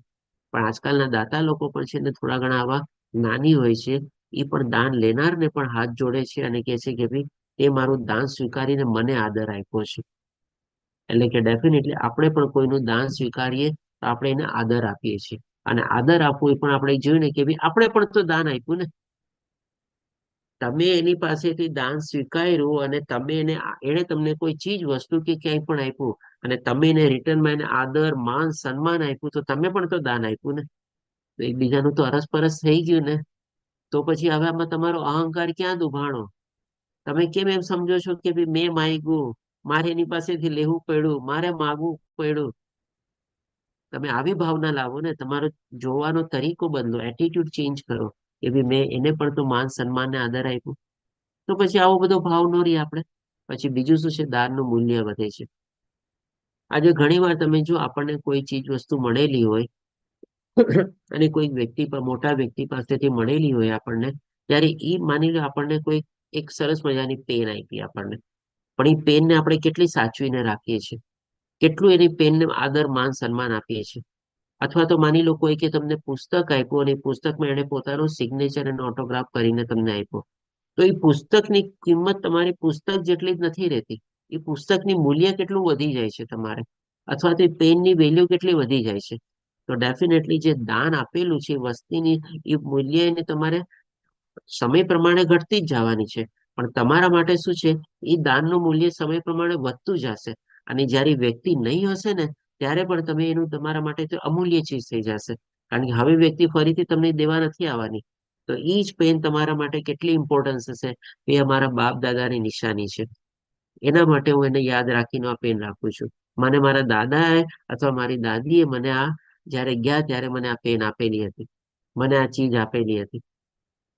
તમને ખ્યાલ છે આપણા દાદા દાદી લોકો છે ને, એ લોકો પેલાના વખતમાં લોકોને કોઈન સંગ્રહ કરવાનો ને એવો બધો કંઈક શોખ હતો તમારે. તો જયારે એના આવા પૌત્ર ને બધા થાય ત્યારે શું કરે કે બેટા આ લે, આ તો બધા કોઈન મેં ઘણા વર્ષોથી ભેગા કરીને રાખ્યા છે, તું રાખ. હવે હવે એની વેલ્યુ કેટલી હોય? આજે એમાંથી માની લો કોઈ એન્ટિક કોઈન નીકળી જાય અને એની કિંમત તમારે એના માટે ત્યારે 1 પૈસો કે 2 પૈસો, તમને ખ્યાલ છે એટલે ખાડા વાળો પૈસો આવતો પેલા આપણે આ બધા કોઈ જોયેલા હશે તમારે. હા, આ બધું છે ને, જેમ કે મારા દાદીએ મને આ બધું આપેલું હતું ને મને પણ છે ને એ ટાઈમમાં બધું કોઈન ને બધું સંગ્રહ કરવાનો શોખ હતો, આ બધા રાખતો. હવે મેં શું કર્યું, જ્યારથી આ બધું જ્ઞાન ને બધું પ્રાપ્ત મેં તો હું શું કામે સંગ્રહ કરું છું, મેં પાછું મારો ભાવ જોઈએ. તો મેં બધું શું કર્યું, મારા દીકરાને આપી દીધું. બેટા જો આ બધું તને જોવે છે, આ બધું જો મારા દાદીએ મને આપેલું હતું, તો એની કિંમત જો મારા દીકરા મારા દાદીને જોયા બી નથી, પણ એના માટે એ ગિફ્ટની કેટલી વેલ્યુ થઈ ગઈ. મારા માટે તો હતી જ વેલ્યુ, પણ મારા દીકરાએ પણ એવા ભાવથી બધી સ્વીકારી કે તમારા દાદી આપેલું છે, ઓહો પપ્પા મારા કેટલા સારા નસીબ, હું કેટલો ભાગ્યશાળી છું કે મને ઈ ચીજ અત્યારે મને વારસામાં અત્યારે મળેલી છે. તો ઈ ચીજની વેલ્યુ તમે વિચારો કેટલી વધી ગઈ તમારે. એનું મૂલ્યાંકન એનું તમે કહે ને કે મૂલ્ય કાઢી શકો તમારે. ક્યાંય ન કાઢી શકો. તો ડેફિનેટલી આ બધું દાન લેવાના પણ ફાયદા છે. આપણે આજે મારા દીકરાને કેટલો બધો ફાયદો થયો. એને લાગે ને કે ભાઈ મારા પપ્પાના દાદી જે હતા એણે જે આપેલું હતું એ ચીજ હું અત્યારે હું ધરાવું છું, મારી પાસે છે. ભલે કદાચ અત્યારે એનું થોડું રજોગુણ ને બધું એમાં હશે, પણ આગળ જતા જે મને અત્યારે એવો ભાવ આવ્યો હોઈ શકે કદાચ એનામાં બી એવો ભાવ આવે. ઈ કદાચ એના દીકરાને આપશે કહેશે કે ભાઈ તારા દાદાના દાદી પાસેથી આ તને મળેલી છે. વિચારો એની વેલ્યુ કેટલી હશે, તમે જસ્ટ ઇમેજિન કરો ખાલી. તો ડેફિનેટલી દાનનું પણ મૂલ્ય વધે છે. પછી દાતાને પણ સંતોષ મળે છે. આજે જેમ કે આ મેં ચીજ મારા દીકરાને આપીને મને કઈ ખોવાવાનો અફસોસ થયો ન થયો ને, ઉલટાનો મને કેટલો બધો સંતોષ મળ્યો કે બી જે ચીજ હવે કદાચ મારો વખત આવ્યો છે, હું ક્યારે વયો જાઉં અને કેવી રીતે વિખરાઈ જાય તેના કરતા મેં એક જણને સારી રીતે સંભાળવા આપી દીધી. મને કેટલો સંતોષ થયો અને મારા દીકરાએ કેટલા પ્રેમપૂર્વક એને સ્વીકારી. તમારે મને આમાં કઈ જાતનું કોઈ નુકસાન થયું બોલો, મને આ પણ ફાયદો જ થયો ને. આમ જોવા જાવ તો સંતોષ જ મળ્યો ને. પછી દાતા અને દાન કરનાર વચ્ચે પણ છે ને સારો સંબંધ સ્થાપિત થાય છે. તમે જો ઘણી વાર શું છે, આપણને કોઈ પાસેથી કોઈક મદદ મળેલી હોય ને, એ વ્યક્તિ કદાચ આપણી લાઈફમાં પછી હોય ન હોય આપણને ખબર નથી હોતી, પણ આપણે જે લેવા વાળો હોય એ વ્યક્તિ હંમેશા દાતાને યાદ કરે છે. ભાઈ આ વ્યક્તિએ મને આ ટાઈમે મદદ કરેલી હતી. આપણે એ વ્યક્તિને કોઈ દી ભૂલતા નથી. અને ફરીથી પણ જયારે આપણને ક્યારેક એવો વખત મળે છે ને અવસર મળે છે ને, કદાચ આપણી એની સાથે સંપર્ક થઈ જાય ને હવે એને કદાચ કઈ જરૂરમાં હોય છે ને, ત્યારે આપણે છે ને પોતાની જાતને ભાગ્યશાળી સમજીએ છીએ કે ભાઈ મારા તો નસીબ સારા છે કે એ વ્યક્તિ મને આટલા વર્ષે મેળવી અને આજે એના કામમાં હું કંઈક આવી શક્યો અથવા આવી શકી. તમારે એટલે કે બંને વચ્ચે આજે તમે એક વ્યક્તિએ તમને એક સમયે તમને મદદ કરી હોય, માની લો 5, 10, 20, 25 વર્ષ સુધી તમને નથી મળી, કોઈ કોન્ટેક્ટ નથી, કાંઈ નથી તમારે, પણ અચાનક એ તમને મળે છે અને એ તમને મળે છે તો તમે સંબંધને ભૂલો છો? કોઈ દી નથી ભૂલતા. ત્યારે આપણા એવા કેટલા સંબંધો હોય છે કે જે આપણે અત્યારથી કેટલા બધા ભૂલી ગયા હોઈએ છીએ, પણ આવી જે મદદ કોઈકે કરેલી હોય એ સંબંધને આપણે ક્યારેય ભૂલતા નથી. અને એટલા વર્ષો પછી પણ મળે ત્યારે પણ આપણો કેટલો એ સંબંધ એટલો જ ગાઢ હોય છે. આપણે એ જ મોમેન્ટને યાદ કરીએ છીએ કે જો આ વ્યક્તિએ મને મદદ કરીને આજે હું મારું સૌભાગ્ય છે કે હું વ્યક્તિને અત્યારે મદદ કરી શકું છું. કોઈ મનમાં કાંઈ ગીલા શીખવા કાંઈ હોતા નથી. તો આ કેટલો ગાઢ સંબંધ પ્રસ્થાપિત થયો આપણે. અને ડેફિનેટલી દાનની પ્રવૃત્તિ ફેલાવે છે. આપણે જયારે મેં સૌથી પહેલા પ્રશ્ન પૂછ્યો હતો કે ભાઈ આના લાભ શું શું થાય છે આપણને, ત્યારે બધાએ દાનના સંદર્ભમાં કીધું ને કે ભાઈ આપણે આ કૃષ્ણભાઈ ભાવનામૃતમાં આગળ વધીએ છીએ, સંસ્થાને મદદ થાય છે. એક દાન શબ્દ પકડીને રાખ્યો હતો અને એના સંદર્ભમાં ઘણું બધું આપણે બધા લોકોએ શેરિંગ કર્યું. આપણે તો ડેફિનેટલી એ તો છે જ. આપણે આ પ્રવૃત્તિ જે છે ને ફેલાવે છે. જેટલું દાન આપશો લોકોને, કારણ કે કોઈ દાન લઈને છે ને, જેને આ બધું જ્ઞાન પ્રાપ્ત થઈ ગયું છે, દાન લઈને બેસી નથી જતો. એ પણ છે ને કોઈક રીતે એનું રિટર્ન આપવા માંગે છે અથવા તો આપવા માટે તત્પર હોય છે. ભલે 1 to 1 બેસિસ નો થાય કે ભાઈ એને મને આટલા રૂપિયાની મદદ કરી, મને આટલા જ રૂપિયાને મદદ કરવા છે, એમ નહીં.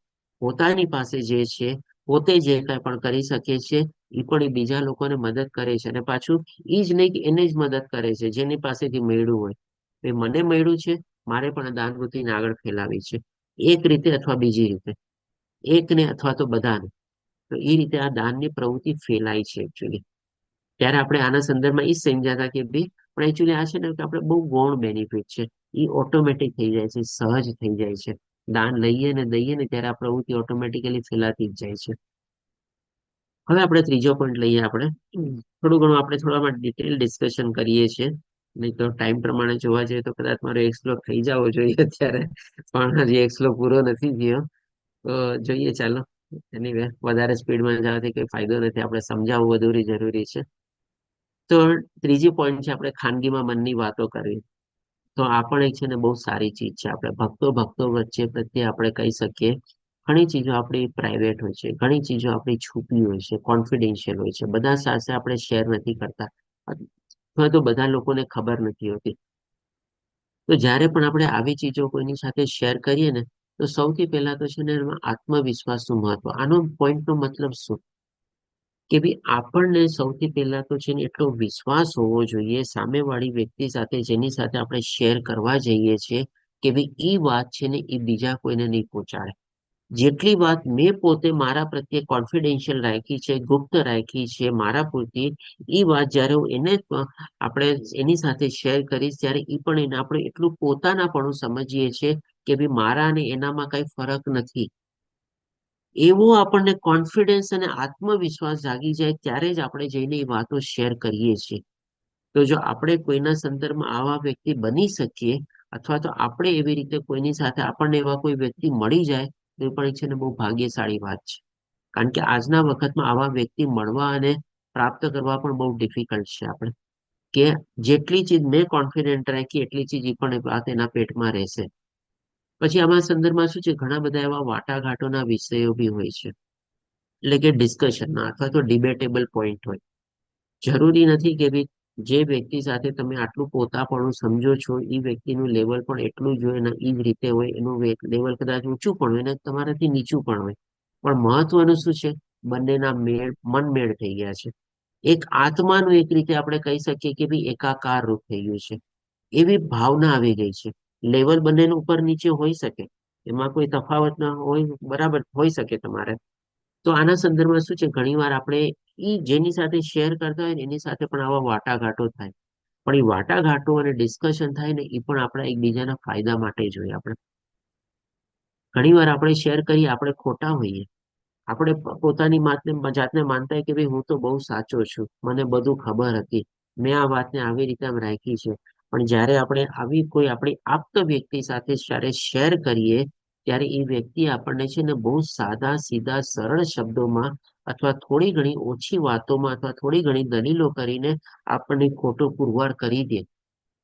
અને આ છે ને આપણા માટે બહુ મદદરૂપ થાય છે. ત્યારે આપણો જે અહંકાર અથવા તો જે ઘમંડ હતો ને એ ચકનાચૂર થઈ જાય છે, એકદમ તૂટી જાય છે તમારે.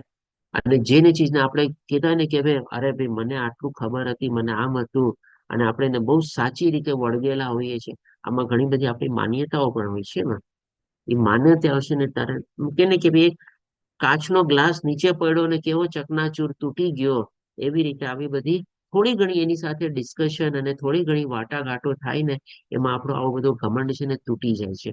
તો એ રીતે પણ છે ને આવી બધી મનની વાતો ક્યારેક એવા વ્યક્તિ સાથે જો શેર કરવાનો આપણને મોકો મળે ને તો આપણે કરવાની. આપણે પછી આધ્યાત્મિક જીવનના પડકારો, જો બધાને નોર્મલ લાઈફમાં તો પડકારો હોય જ છે, પણ આધ્યાત્મિક જીવનમાં તો છે ને ઓર પડકારો આવે છે, ઓર ચેલેન્જીસ આવે છે, ઓર ડિફિકલ્ટ આવે છે. અને એમાં પણ જે આપણા પોતાના હોય છે ને, જેને આપણે આપણા કહેવાતા પોતાના સમજીએ છીએ, જેને આપણે આપણા પરિવારજનો બધા સમજીએ છીએ, આ મારા છે, એના પાસેથી તો આપણને ઓર વધારે ક્યારેક પડકાર આવે છે, વધારે ચેલેન્જ આવે છે, વધારે અવરોધો આવે છે, વધારે પાણા નાખે છે એ લોકો આપણને.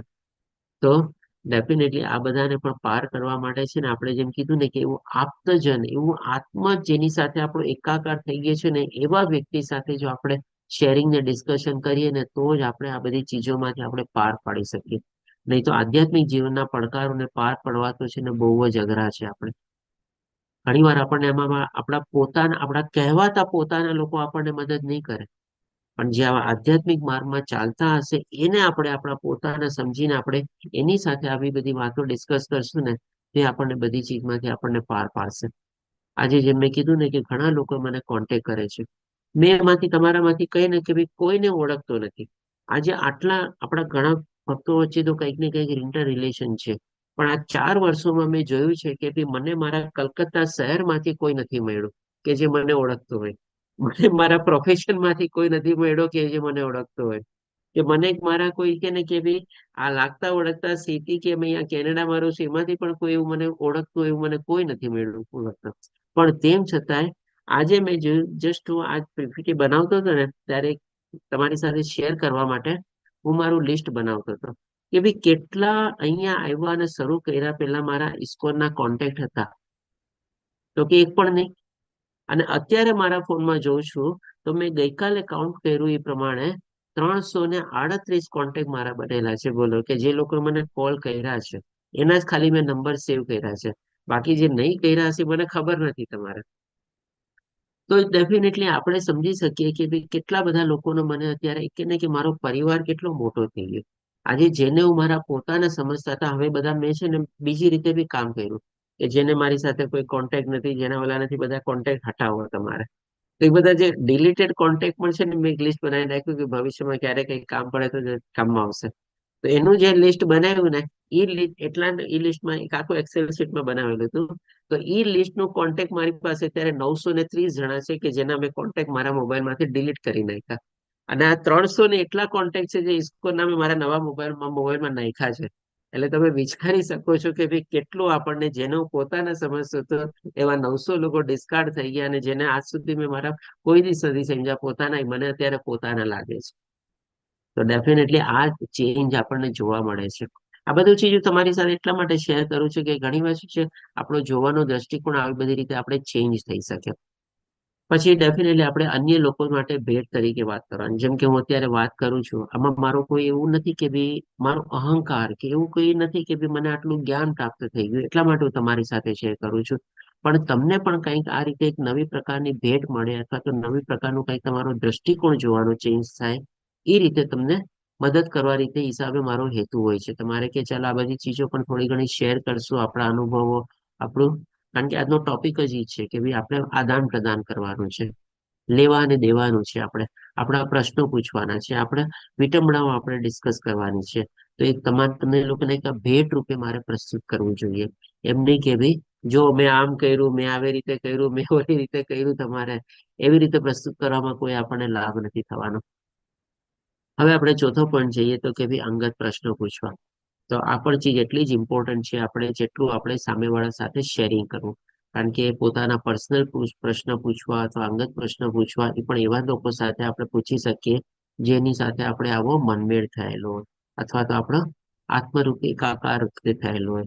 તો ડેફિનેટલી પૂછ્યા પહેલા આપણે થોડી ઘણી આપણે એની પરમિશન લેવાની, આપણે કે ભાઈ આ તમે સમય અનુકૂળ છે, મારે તમારી સાથે થોડી અંગત વાતો કરવી છે, અંગત શેર કરવું છે, અંગત પ્રશ્નો પૂછવા છે, અથવા તો તમે કોઈ મને એવો સમય ફાળવો કે જે સમયમાં આપણે થોડું શાંતિપૂર્વક આપણે આવું ડિસ્કશન ને બધું કરી શકીએ. અને જેમ મેં પહેલા કીધું કે આપણે જયારે શેર કરીએ છીએ ત્યારે પણ આપણે આપણો પોતાનો આત્મવિશ્વાસ બહુ વધારે જરૂરી છે કોઈની સાથે શેર કરવામાં. કે ભાઈ એના ઉપર આપણને એટલો ભરોસો હોવો જોઈએ જેટલો આપણને આપણા ઉપર ભરોસો છે કે ભાઈ એ વાત બીજે ક્યાંય આપણને ખોટી રીતે આપણે ફેલાશે નહીં. અને પ્રશ્ન પૂછવા માટે છે ને આપણે એવો વિશ્વાસ સ્થાપિત કરવાનો છે કે ભાઈ જો આ મને લાગે છે કે ભાઈ તું યોગ્ય વ્યક્તિ છો, તારી પાસે આ જ્ઞાન છે, તારી પાસે માહિતી છે, અને તું મને આ પ્રશ્નનો અથવા તો માર્ગદર્શન અને ધોરણે આપી શકે છે. પણ મને તું હજી એટલો વિશ્વાસ દેવડાવ કે આ જે મારા પ્રશ્નો જે છે એનો ગેરઉપયોગ તું નહીં કર. આમાં આપણે એની પાસેથી પરવાનગીની સાથે સાથે છે ને આપણે આવું એક છે ને કે રિટર્ન કન્સેન્ટ લેવું પડે છે. આપણે કહી શકીએ કે ભાઈ તમે આ ચીજ કોઈની સાથે ડિસ્કસ નહીં કરો, શેર નહીં કરો, મારી પ્રાઇવેસી તમે મેન્ટેન કરશો. કારણ કે આપણે શેર કરવામાં તો શું છે આપણને આપણા એ વ્યક્તિ ઉપર આપણો પોતાનો ભરોસો હોવો જોઈએ. પણ જયારે એવું હોઈ શકે ભાઈ પ્રશ્નો જયારે કોઈને પૂછવા જઈએ એ વ્યક્તિ સાથે આપણો એવો રેપો ન બંધાયેલો હોય. માની લો આજે મને કોઈ પ્રશ્ન પૂછતો હોય કે હું વ્યક્તિને તો પર્સનલી નથી જાણતો ને, પણ એ વ્યક્તિ મારી સાથે કેવી રીતે જયારે ડિસ્કસ કરે છે, જયારે એને વિશ્વાસ આવી ગયો છે કે ભાઈ આ ચીજનો કોઈ એના પ્રશ્નોનો દુરુપયોગ નહીં કરે. એટલે કે એવો વિશ્વાસ આપણે પહેલા સ્થાપિત કરવો પડે ત્યારે જ આપણે પ્રશ્ન આપણે એને પૂછી શકીએ. અને બીજું શું છે ડેફિનેટલી કમ્ફર્ટેબલ વાતાવરણ જોવે, આરામદાયક વાતાવરણ જોવે. કારણ કે ઘણી વાર શું છે પરિસ્થિતિ, સિચ્યુએશન અથવા સર્કમસ્ટાન્સીસ, સંજોગો બધું છે ને ઘણી બધી સિચ્યુએશન આપણે પ્રશ્નોને છે ને ડાયલ્યુટ કરી દઈએ છીએ. અથવા તો એનો આપણે કહી શકીએ કે ભાઈ જેની ગ્રેવિટી હોવી જોઈએ આપણને લાગે કે પ્રશ્ન બહુ જરૂરી છે, બહુ મહત્વનો છે. કદાચ એવું વાતાવરણમાં ને એવી સામે વ્યક્તિ આપણને મળી જાય જે માતાજી શું કહે છે આપણે છે. હરે કૃષ્ણ પ્રભુજી. હરે આપણે કૃષ્ણ. ત્રીજું જોયું ને કે આપણે ખાનગીમાં મનની વાત કહેવી જોઈએ એમ. તો ધારો કે આપણા કોઈ મિત્ર હોય અને એ આપણાથી મતલબ એનું બધું શેર કરતા હોય, મોસ્ટ ઓફ કેવું હોય કે દુખી હોય ત્યારે શેર કરતા હોય. તો પછી કેવું થઈ જાય કે પછી આ ચોથું સ્ટેપ આવી જાય કે અંગત પ્રશ્નો પૂછવા માંડે કે તમારી હારે આવું થાય તો તમે શું કરો, કઈ પણ એ રીતે. તો આપણે તો નોર્મલ હોય, આપણે કૃષ્ણ ભાવનામૃતમાં હોઈએ તો આપણે એટલી મોહ માયા ને એટલું બધું ના હોય એમ. પણ આવા કેસમાં મારી હારે એવું થાય કે હું હેલ્પ કરું ને તો સામે વાળાને છે ને મારા પ્રત્યે વધારે લાગણી થઈ જાય એમ. તો પછી ઓલું કે છે ને કે અતિશય લાગણી દુઃખનું કારણ હોય છે. હા, તો આપણે તો મદદ જ કરતા હોઈએ, આપણે તો સારી રીતે રહેતા હોય, પણ આપણે એની દુઃખના સમયમાં મદદ કરી હોય ને એના હિસાબે એ વ્યક્તિને આપણા પ્રત્યે વધારે લાગણી થઈ જાય, તો એ ટાઈમે આપણે શું કરવું જોઈએ? ઓકે, માતાજી, તો આ બહુ પ્રશ્ન સારો છે. અને હું આના છે ને, જેમ આજે ચોથો પોઈન્ટ હતો ને એના સંદર્ભમાં ડિસ્કસ કરવાનો હતો તમારે, કે ઉદાસ અને દુઃખી સામેવાળા વ્યક્તિને ન કરવા. એનીવે, ધન્યવાદ તમારા પ્રશ્ન બદલ. મારું કામ ઓર સહજ કરી દીધું. કે જો જ્યારે કોઈ આપણને આવા પોતે એને શેર કરી દીધું, આપણે એકદમ ધ્યાનથી એની ધીરજથી વાત સાંભળી લીધી, આપણે એને શાંતવનો દિલાસો કંઈ આપી શકતા હોય આપી દીધો તમારે. પછી હવે જયારે એનો પ્રશ્ન ઉભો થાય છે ને કે ભાઈ તમારી સાથે આવું બને તો તમે શું કરો? તો સૌથી પહેલા તો છે ને, જો આવા પ્રશ્ન ટાળવાનો છે ને, એક સીધો સાદો ઉપાય છે કે ભાઈ આ તારો છે ને કાલ્પનિક પ્રશ્ન છે. આપણે અત્યારે છે ને હકીકતની વાત કરીએ છીએ. તારી સાથે શું બનેલું એ તે મારી સાથે અત્યારે શેર કર્યું.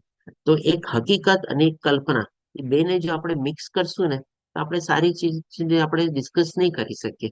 અત્યારે તારો પ્રોબ્લેમ છે એના માટે આપણે અત્યારે ડિસ્કસ કરીએ છીએ. તો આ પ્રશ્નને તમે બહુ હલકાઈથી છે ને તમે સાઈડ કરી શકો કે ભાઈ જે કલ્પના જે છે તારી, એને અત્યારે આપણે બાજુએ રાખીએ. આપણે અત્યારે હકીકત ઉપર આપણે ફોકસ કરીએ અને એ ચીજ ડિસ્કસ કરીએ. એટલે કે તમારો પ્રશ્ન તો ટળી ગયો. હવે જે તમારું બીજું કન્સર્ન છે એમાં, કે ભાઈ થોડું ઘણું એ માણસને તમારા પ્રત્યે પ્રેમ અને લાગણી વધી જાય તમારે. અને જેમ તમે કીધું ને કે પ્રેમ અને લાગણી અતિશય, પ્રેમ અને લાગણી પણ એક આપણી આસક્તિ બની જાય છે અને એ આપણે નુકસાનકારક છે. આ પણ 100% વાત સાચી છે.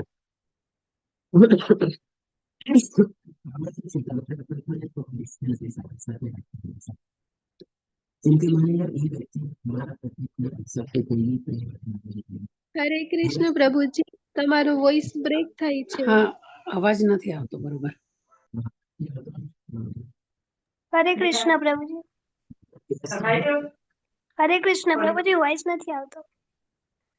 નથી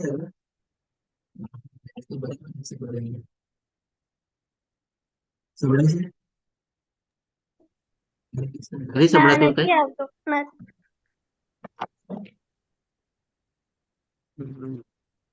કેમ, ક્યાં પ્રોબ્લેમ આવી ગયો વળી? પ્રભુજી થઈ ગયું, થઈ ગયું. થઈ ગયો ક્લિયર? ઓકે હા હા. ઓકે, ચાલો. ઓકે, તો ક્યાં સુધી તમે ક્લિયર આવ્યો તો અવાજ? કે ભાઈ તમારે પ્રશ્નને કેવી રીતે કટ ઓફ કરવાનો એ ક્લિયર છે ને? ઓકે, તો હવે જે તમારું બીજું હતું, હા, શું કહે છે હિરલ માતાજી? હા, બીજા ટોપિક થી પછી અવાજ કટ થતો હતો. હા, તો હવે જે તમારું બીજો પાર્ટ હતો તમારે, કે ભાઈ થોડું ઘણું પ્રેમ થઈ જાય, લાગણી થઈ જાય, આસક્તિ થઈ જાય, અને વધારે પડતી આસક્તિ અને લાગણી પણ આપણને અવરોધકરૂપ બને છે. તો આના સંદર્ભમાં પણ છે ને તમારે થોડું ડિસ્ટન્સ રાખવાનું છે. એટલે કે આજે સૌથી પહેલા તો તમને એમ લાગે છે કે ભાઈ એ વ્યક્તિને મારા પ્રત્યે પ્રેમ, આસક્તિ અને લાગણી થઈ ગઈ. એ જે અનુભૂતિ જે તમે પોતે કરો છો ને, સૌથી પહેલા તો તમે એમાંથી બહાર નીકળો. તમને શું કામ એમ લાગે છે કે એ મારા પ્રત્યે વધારે આકર્ષિત થઈ ગઈ, મારા પ્રત્યે વધારે પ્રેમ થઈ ગયો, મારા પ્રત્યે એને વધારે લાગણી થઈ ગઈ? તમે આ તમારા અંદરનો જે ભાવ છે એ ભાવ જ જો તમે કાઢી નાખશો તો પછી તમને એના પ્રત્યે તમને આસક્તિ બંધાશે જ નહીં. તમને એમાં આસક્તિ ક્યારે બંધાય છે? જ્યારે તમે એમ પોતે સમજો છો કે ચાલો એ માણસને મારા પ્રત્યે વધારે લાગણી થઈ ગઈ, પ્રેમ થઈ ગઈ. જી હિરલ માતાજી, આપણો એન્ડ રહેશે. શું કહો છો? પ્રભુજી, હું એમ કહું છું કે મને આસક્તિ નથી બંધાતી. એ લોકો આપણી હોય એને માતાજી, તમારો વોઇસ કટ થાય છે. આ વોઇસ કટ થાય છે. વિડિયો ઓફ કરી. હરે કૃષ્ણ. હરે કૃષ્ણ, બોલો. હા, તો હું એમ કહું છું કે એ જેને પણ આપણે મદદ કરી હોય ને, એ વ્યક્તિ સામેથી જ એમ કે મતલબ એવી રીતે વધારે લાગણી વ્યક્ત કરે, એ સામેથી જ વ્યક્ત કરે એમ. એટલે આપણને ના હોય, આપણે આસક્તિ પણ ના હોય, તો કહું છું કે સામેના વ્યક્તિને એવું હોય અને એ સામેથી જ આવીને એવું કે એમ. તો ઓકે, એમાં તો કેવી તમને શું કે છે? તો જો ઈ માની લો વ્યક્તિ તમને આવીને કંઈક શબ્દો દ્વારા કહેતી હશે, કે કંઈક વસ્તુ દ્વારા તમને ગિફ્ટ આપતી હશે, એવું કંઈક કહેતું હશે કે કંઈ વોટ એવર ઇટ ઇઝ. ચાલો શબ્દો દ્વારા જ કહેજે. શું કહે છે તમને? હા પ્રભુજી, એવી જ રીતે શબ્દો દ્વારા કીધું. તો જો આમાં પણ હા એકદમ ક્લિયર છે. આજે જેમ કે મેં તમને કીધું કે ઘણા લોકોના મારી પાસે ફોન આવતા હોય અને ઘણા લોકોના આવે તો ફ્રિકવન્ટ કોલર્સ થઈ ગયા હોય તમારા. તો એ પણ કહેતા હોય આપણને કે ભાઈ પ્રભુજી તમે આમ કર્યું, એમ કર્યું, તમે સમજાવ્યું, આ ગમ્યું, ઓલું ગમ્યું. આપણે શું છે એ તરત ને તરત છે ને આપણે એને આપણા ઉપર નથી લેવાનું, આપણે તરત એને પાસ ઓન કરી દેવાનું છે કે ભાઈ આ તો ભગવાનની કૃપા છે. ભગવાને જે મને જ્ઞાન આપ્યું છે એવું જ તમને કહું છું, હું કઈ ચીજ નવી કહેતો નથી. તમે જો પોતાના પ્રત્યે લેશો ને, એ વ્યક્તિએ તમને આવીને શું કીધું કે ભાઈ હિરલ, તું તો મને બહુ ગમવા માંડી છો, તારા ઉપર મને થોડોક હવે બહુ વધારે પ્રેમ અને લાગણી થઈ ગઈ છે, તે મને આજે મદદ કરી ને મને બહુ મદદરૂપ થયું, તું મને એટલી ગમવા લાગી છે કે મને બહુ પોતાને લાગી છે. તારા આ પ્રમાણે માર્ગદર્શન અને સલાહ સૂચન થી મને તમારે બહુ મદદ થયું. આવી જ રીતે આવા જ કંઈક શબ્દો તમને કહેશે તમારે, એમ રાઈટ? ઓકે, તમે હા બી પાડો છો, બરાબર. તો ત્યારે તમારા માટે તો સીધો સાધો સરળ ઉપાય છે, મેં કાંઈ નથી કહ્યું. સૌથી પહેલા તો મેં જે તને સલાહ સૂચન આપ્યું, માર્ગદર્શન આપ્યું, હું પોતે પણ કરું છું અને મેં જે તને કીધું, અને મને પણ આ રીતે જ્ઞાન પ્રાપ્ત થયેલું છે. મેં આવા ક્લાસ એટેન્ડ કર્યા અથવા આવી રીતે વાંચ્યો તો આવી રીતે મને સમજ મળી, અથવા તો મારા માતા પિતા કીધું, મને આ લોકોએ કીધું, એના તરફ બધું પાસ ઓન કરી દીધું. મેં કાંઈ નથી કહ્યું.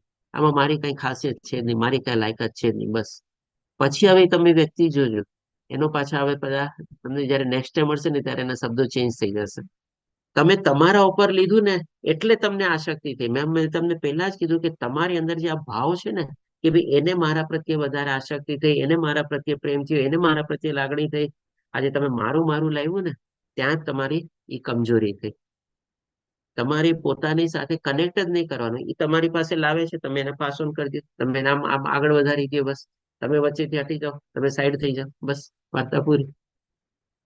મારે પણ એમ થાય, ઘણા લોકોને કન્ટિન્યુઅસલી કોલ પર કરે, ભાઈ હું કોણ છું, મારી કોઈ ક્ષમતા જ નથી, મારી પાસે કોઈ તાકાત જ નથી, મને કઈ આવડતું જ નથી, હું તો આવું બુદ્ધું છું ભાઈ, આ તો બધું મેં વાંચ્યું, અને એ ભગવદ્ ગીતા જે મારી પાસે છે એ તમારી પાસે છે, તમે મને કહો આજે ભગવદ્ ગીતા યથાર્થ રૂપે જે મારી પાસે છે એ જ હું વાંચું છું, તો પછી મને શું વધારે આવ્યું? તમારી પાસે છે, તમે વાંચી શકો છો. ભગવાને જ્ઞાન અર્જુનને આપ્યું, આપણે બધા કરીએ છીએ, બસ. બધું પાસવન જ કરી દીધું, કઈ રાખ્યું જ નહીં મારા પ્રત્યે, તો પછી શેની આસક્તિ, શેની લાગણી, શેનો પ્રેમ, બસ.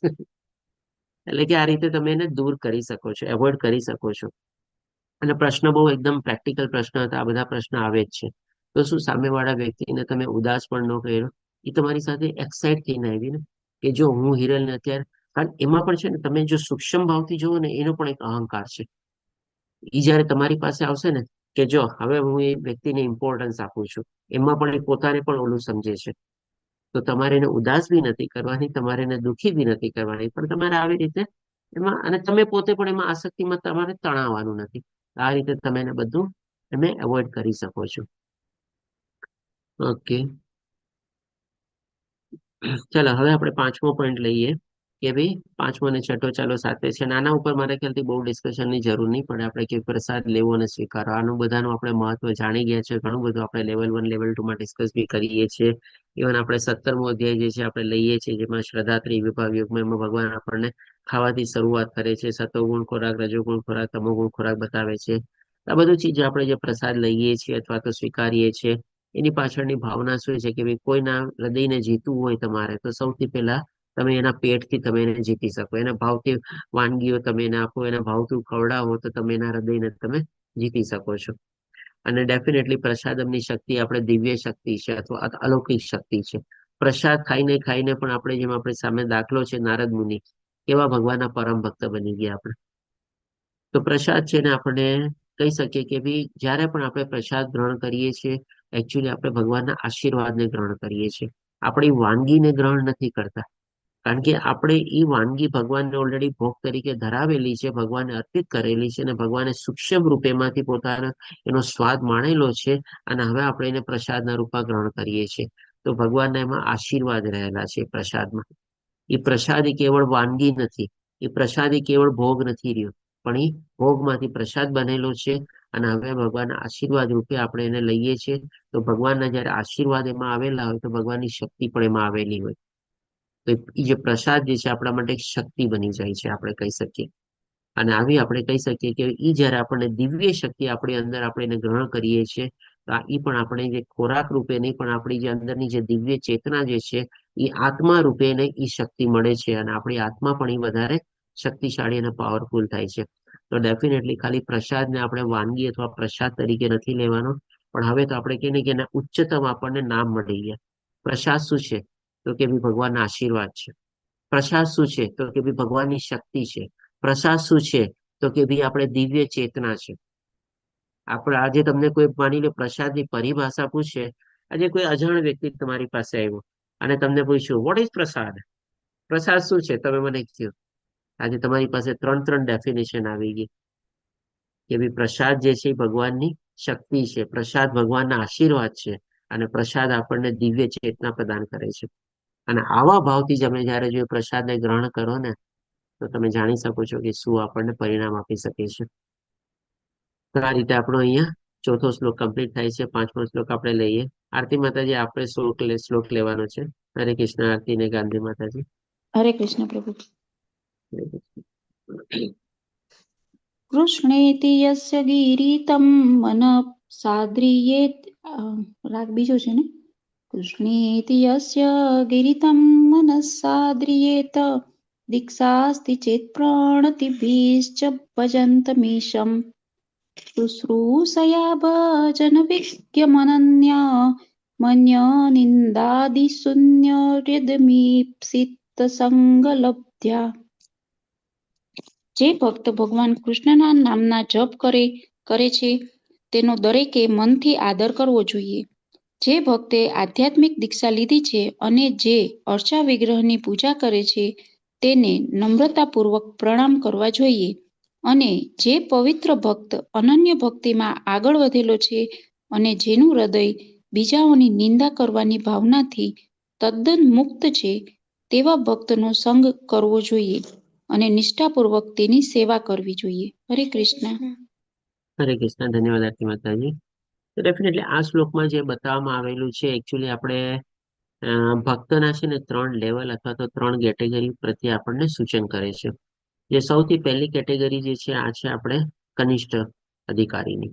આ ચીજ આપણે થોડી ઘણી આપણે ડિસ્કસ કરી ગયા છે કે એમાં ભક્તના 3 લેવલ હોય છે, 3 કેટેગરી. તો કે કનિષ્ઠ અધિકારી, મધ્યમ અધિકારી અને ઉચ્ચતમ અધિકારી અથવા તો ઉત્તમ અધિકારી. અને આ જે છે આપણે પહેલા આપણે મધ્યમ અધિકારી માટે છે, અને આ જે છેલ્લો પેરા જે છે આપણે ઉત્તમ અધિકારી માટે છે. તો આના સંદર્ભમાં આપણે થોડું જો ડિસ્કસ કરતા જોઈએ, આગળ વધતા જોઈએ આપણે, તો કે ભાઈ કનિષ્ઠ અધિકારીના સંદર્ભમાં આપણે શું અત્યાર સુધી સમજ્યા છે અથવા તો જાણ્યા છીએ. આ ચીજ મારા ખ્યાલથી આ બધા જાણો છો, ઓલરેડી ડિસ્કસ કરેલી છે. એમ આઈ રાઈટ? ક્લિયર? બધાને ખબર છે ને આ ચીજ? કે પાછી નવી રીતે બીજી ચીજ સમજાવવાની છે આમાં કઈ આપણે? આવી ગયેલું હરે છે. કૃષ્ણ. બધું આવી ગયું હશે તમારે? ઓકે, ચાલો મારું કામ થોડું ઈઝી થઈ જશે. આમાં થોડો કઈ બીજો દ્રષ્ટિકોણ આપણે લેવાનો નથી, કારણ કે ઓલરેડી જે આપણે ડિસ્કસ કરેલું છે બધી ચીજ એમાં સમાયેલી હોય છે કે ભાઈ આપણે કોઈ પણ એક નામ જેમ કે આપણે અત્યારે હરે કૃષ્ણ મહામંત્રનો આપણે જપ જપીએ છીએ આપણે. પણ આ છે અત્યારે કનિષ્ઠ અધિકારી એટલે કે એકદમ લોએસ્ટ લેવલ, મધ્યમ અધિકારી એટલે કે વચ્ચેનો, અને ઉત્તમ અધિકારી એટલે કે એકદમ ટોપ. પણ અહીંયા પણ આ સમજવા માટે પણ છે ને આપણે આમાં કોઈ ભેદભાવ દ્રષ્ટિએ આપણે અત્યારે સમજવાની આપણી એ રીતે દ્રષ્ટિકોણ નથી રાખવાનો. આ જસ્ટ ખાલી આપણે જે પ્રમાણે આધ્યાત્મિક માર્ગમાં આગળ વધવા માટેની જે પ્રક્રિયા છે ને એક સ્ટેપ્સ છે અથવા તો એક સિસ્ટમ અથવા પ્રોસિજર છે, આપણે એ પ્રમાણે ક્લાસિફિકેશન કરવામાં આવેલું છે. આપણે અત્યારે કહી શકીએ કે આપણે બધા અત્યારે કનિષ્ઠ છીએ, અથવા તો આપણે થોડું ઘણું જો આપણે કંઈક આગળ વધવા માટે એમ લાગે કે ભાઈ આટલા વખતથી છું, હજી તો હવે કનિષ્ઠ નથી, કાંઈક તો મારી ગતિ થઈ છે કે નહીં, કાંઈક તો મારું પ્રોગ્રેસિવ છે ને, તો ચાલો તમે થોડું ઘણું આપણે એ રીતે આપણે થોડો અહંકાર પોષવા માટે આપણે કહી શકીએ કે આપણે પોતાની જાતને મધ્યમ કેટેગરી તરીકે આપણે સમજી શકીએ. પણ જેમ મેં કીધું ને કે એમાં પણ અહંકાર ભાવ આવી જાય છે. એટલે કે ભગવાનના જો આપણે શુદ્ધ ભક્ત અને આપણે શુદ્ધ ભક્તિ તરફ આગળ વધવું હોય ને, તો આપણે છે ને હંમેશા પોતાની જાતને કનિષ્ઠ જ સમજવાની. આપણે એકદમ કે પતિતમાં પતિત છીએ, આપણે એકદમ લોએસ્ટમાં લોએસ્ટ છીએ, અને એવા ભાવથી જયારે આપણે આગળ વધવાની કોશિશ કરશું ને ત્યારે આપણી પ્રગતિ છે ને આગળ વધતી જશે, અને આપણને છે ને ઓર જ્ઞાન મળતું રહેશે. આના સંદર્ભમાં તમને એક દાખલો આપું કે તમે કહેશો કે આ બધી ચીજ તો બહુ અઘરી લાગે છે, આપણે શું પોતાની જાતને કોઈ દી આગળ વધેલી સમજવાની જ નહીં? હું તો કહીશ કે ના. આજે જેમ કે આપણે કોઈ જગ્યાએ બહુ લાંબી મુસાફરી કરતા હોઈએ, હવે માની લો આપણે 24-48 કલાકની મુસાફરી છે આપણે. આજકાલ તો ફ્લાઇટ જર્ની પણ 24-48 કલાકની થઈ જ ગઈ છે આપણે શું વારે ઘડીએ ઘડિયાળ જોતા જઈએ, આટલા કલાક થઈ ગયા, આટલા કલાક થઈ ગયા, હા આટલા કલાક બાકી છે, આટલા કલાક બાકી છે. તો એ જર્ની તમારી છે ને કષ્ટદાયક થશે.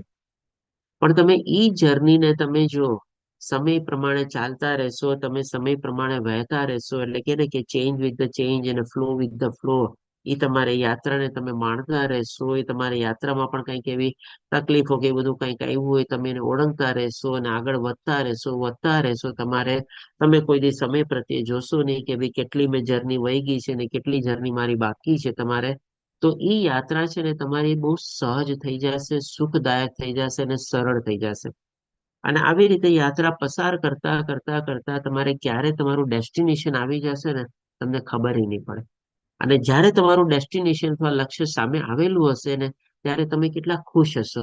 હો, જો પહોંચી ગયા આપણે તો આરામથી. તો આ જ છે આપણે આધ્યાત્મિક માર્ગમાં આગળ વધવા માટે તમે વિચારશો કે ભાઈ આટલા વર્ષથી હું મહેનત કરું છું, આટલા પુસ્તક વાંચી લીધા, આટલા લેવલ મેં ક્લિયર કરી લીધા, હવે મારી આટલી પ્રગતિ થઈ ગઈ, હજી કેટલી બાકી છે, હજી ક્યાં પહોંચવાનું છે. જો આવી રીતે તમે યાદ કરતા રહેશો ને બધું કરશો ને એ તમને કષ્ટ જ આપવાની છે. પણ તમે આગળ વધતા જાઓ, જર્નીને એન્જોય કરતા જાઓ, યાત્રા તમે માણતા જાઓ, તમારે પ્રોબ્લેમ આવે ને દૂર કરતા જાઓ, તો ડેફિનેટલી જે મૃત્યુ આપણે અલ્ટિમેટલી આપણે બધાનું ડેસ્ટિનેશન શું છે તો કે મૃત્યુ છે ને. મૃત્યુ ક્યારે આપણે આવીને ઊભું રહેશે ને તમે એને સહજ રીતે તમે સ્વીકારશો. તમે મૃત્યુને પણ તમે આનંદ માણશો એમાં તમારે. અને એવી જ ભાવનામાં તમે જો મૃત્યુને સ્વીકારી લીધું તો ભગવાને આપણને કીધેલું છે ને 8મા અધ્યાયમાં કે તમે આરામથી મારા ધામમાં આવશો. એ જો મૃત્યુ સમય પણ કેવળ અને કેવળ મને યાદ કર્યું હશે તો એના માટે આપણે કરવાનું પણ શું છે? આ યાત્રાને જ આપણે એન્જોય કરવાની છે ને. કેટલું બાકી છે ને કેટલું થઈ ગયું બધું ભૂલી જાવ તો કહું છું. ક્યાં પહોંચ્યા છે ને ક્યાં હજી પહોંચવાનું બાકી છે એ પણ ભૂલી જાવ તમારે. બસ ખાલી યાત્રાને માણો તમારે. અને આ યાત્રાને માણશું ને એમાં જ આપણો લાભ છે. એમાં જ આપણને કે આપણી સદગતિ છે. અને એમાં જ છે ને આપણી પ્રગતિ છે. બાકી તમે જોશો ને તો અધરવાઇઝ તમારી પ્રગતિ આમાં નહીં થાય. જસ્ટ ખાલી સમજણ રીતે આપણે જોઈએ કે ભાઈ આજે કનિષ્ઠ અધિકારી આપણે શું છે આ બધી ચીજોમાં જે એમાં ઓલા થોડાક ઓછા ગુણ વાળા હોય ને આપણે એને પાર કરવાના છે. આપણે સમજવાના આ બધા વાંધા વચકા છે. જેમ કે મંદિરમાં ભગવાનની હાજરી સમજે છે તો ભાઈ આપણે હવે શું સમજવાનું છે કે ભાઈ ભગવાન તો કણ કણમાં રહેલા છે. ભગવાનનો બધી ચીજમાં વાસ છે. બધી ચીજ ભગવાન થકી છે. બધી ચીજ ભગવાન દ્વારા જ છે. ખાલી મંદિરમાં ભગવાન નથી. આજે હું મંદિરે ન જઈ શક્યો કાંઈ વાંધો નહીં, મારું ઘર જ મારું મંદિર છે.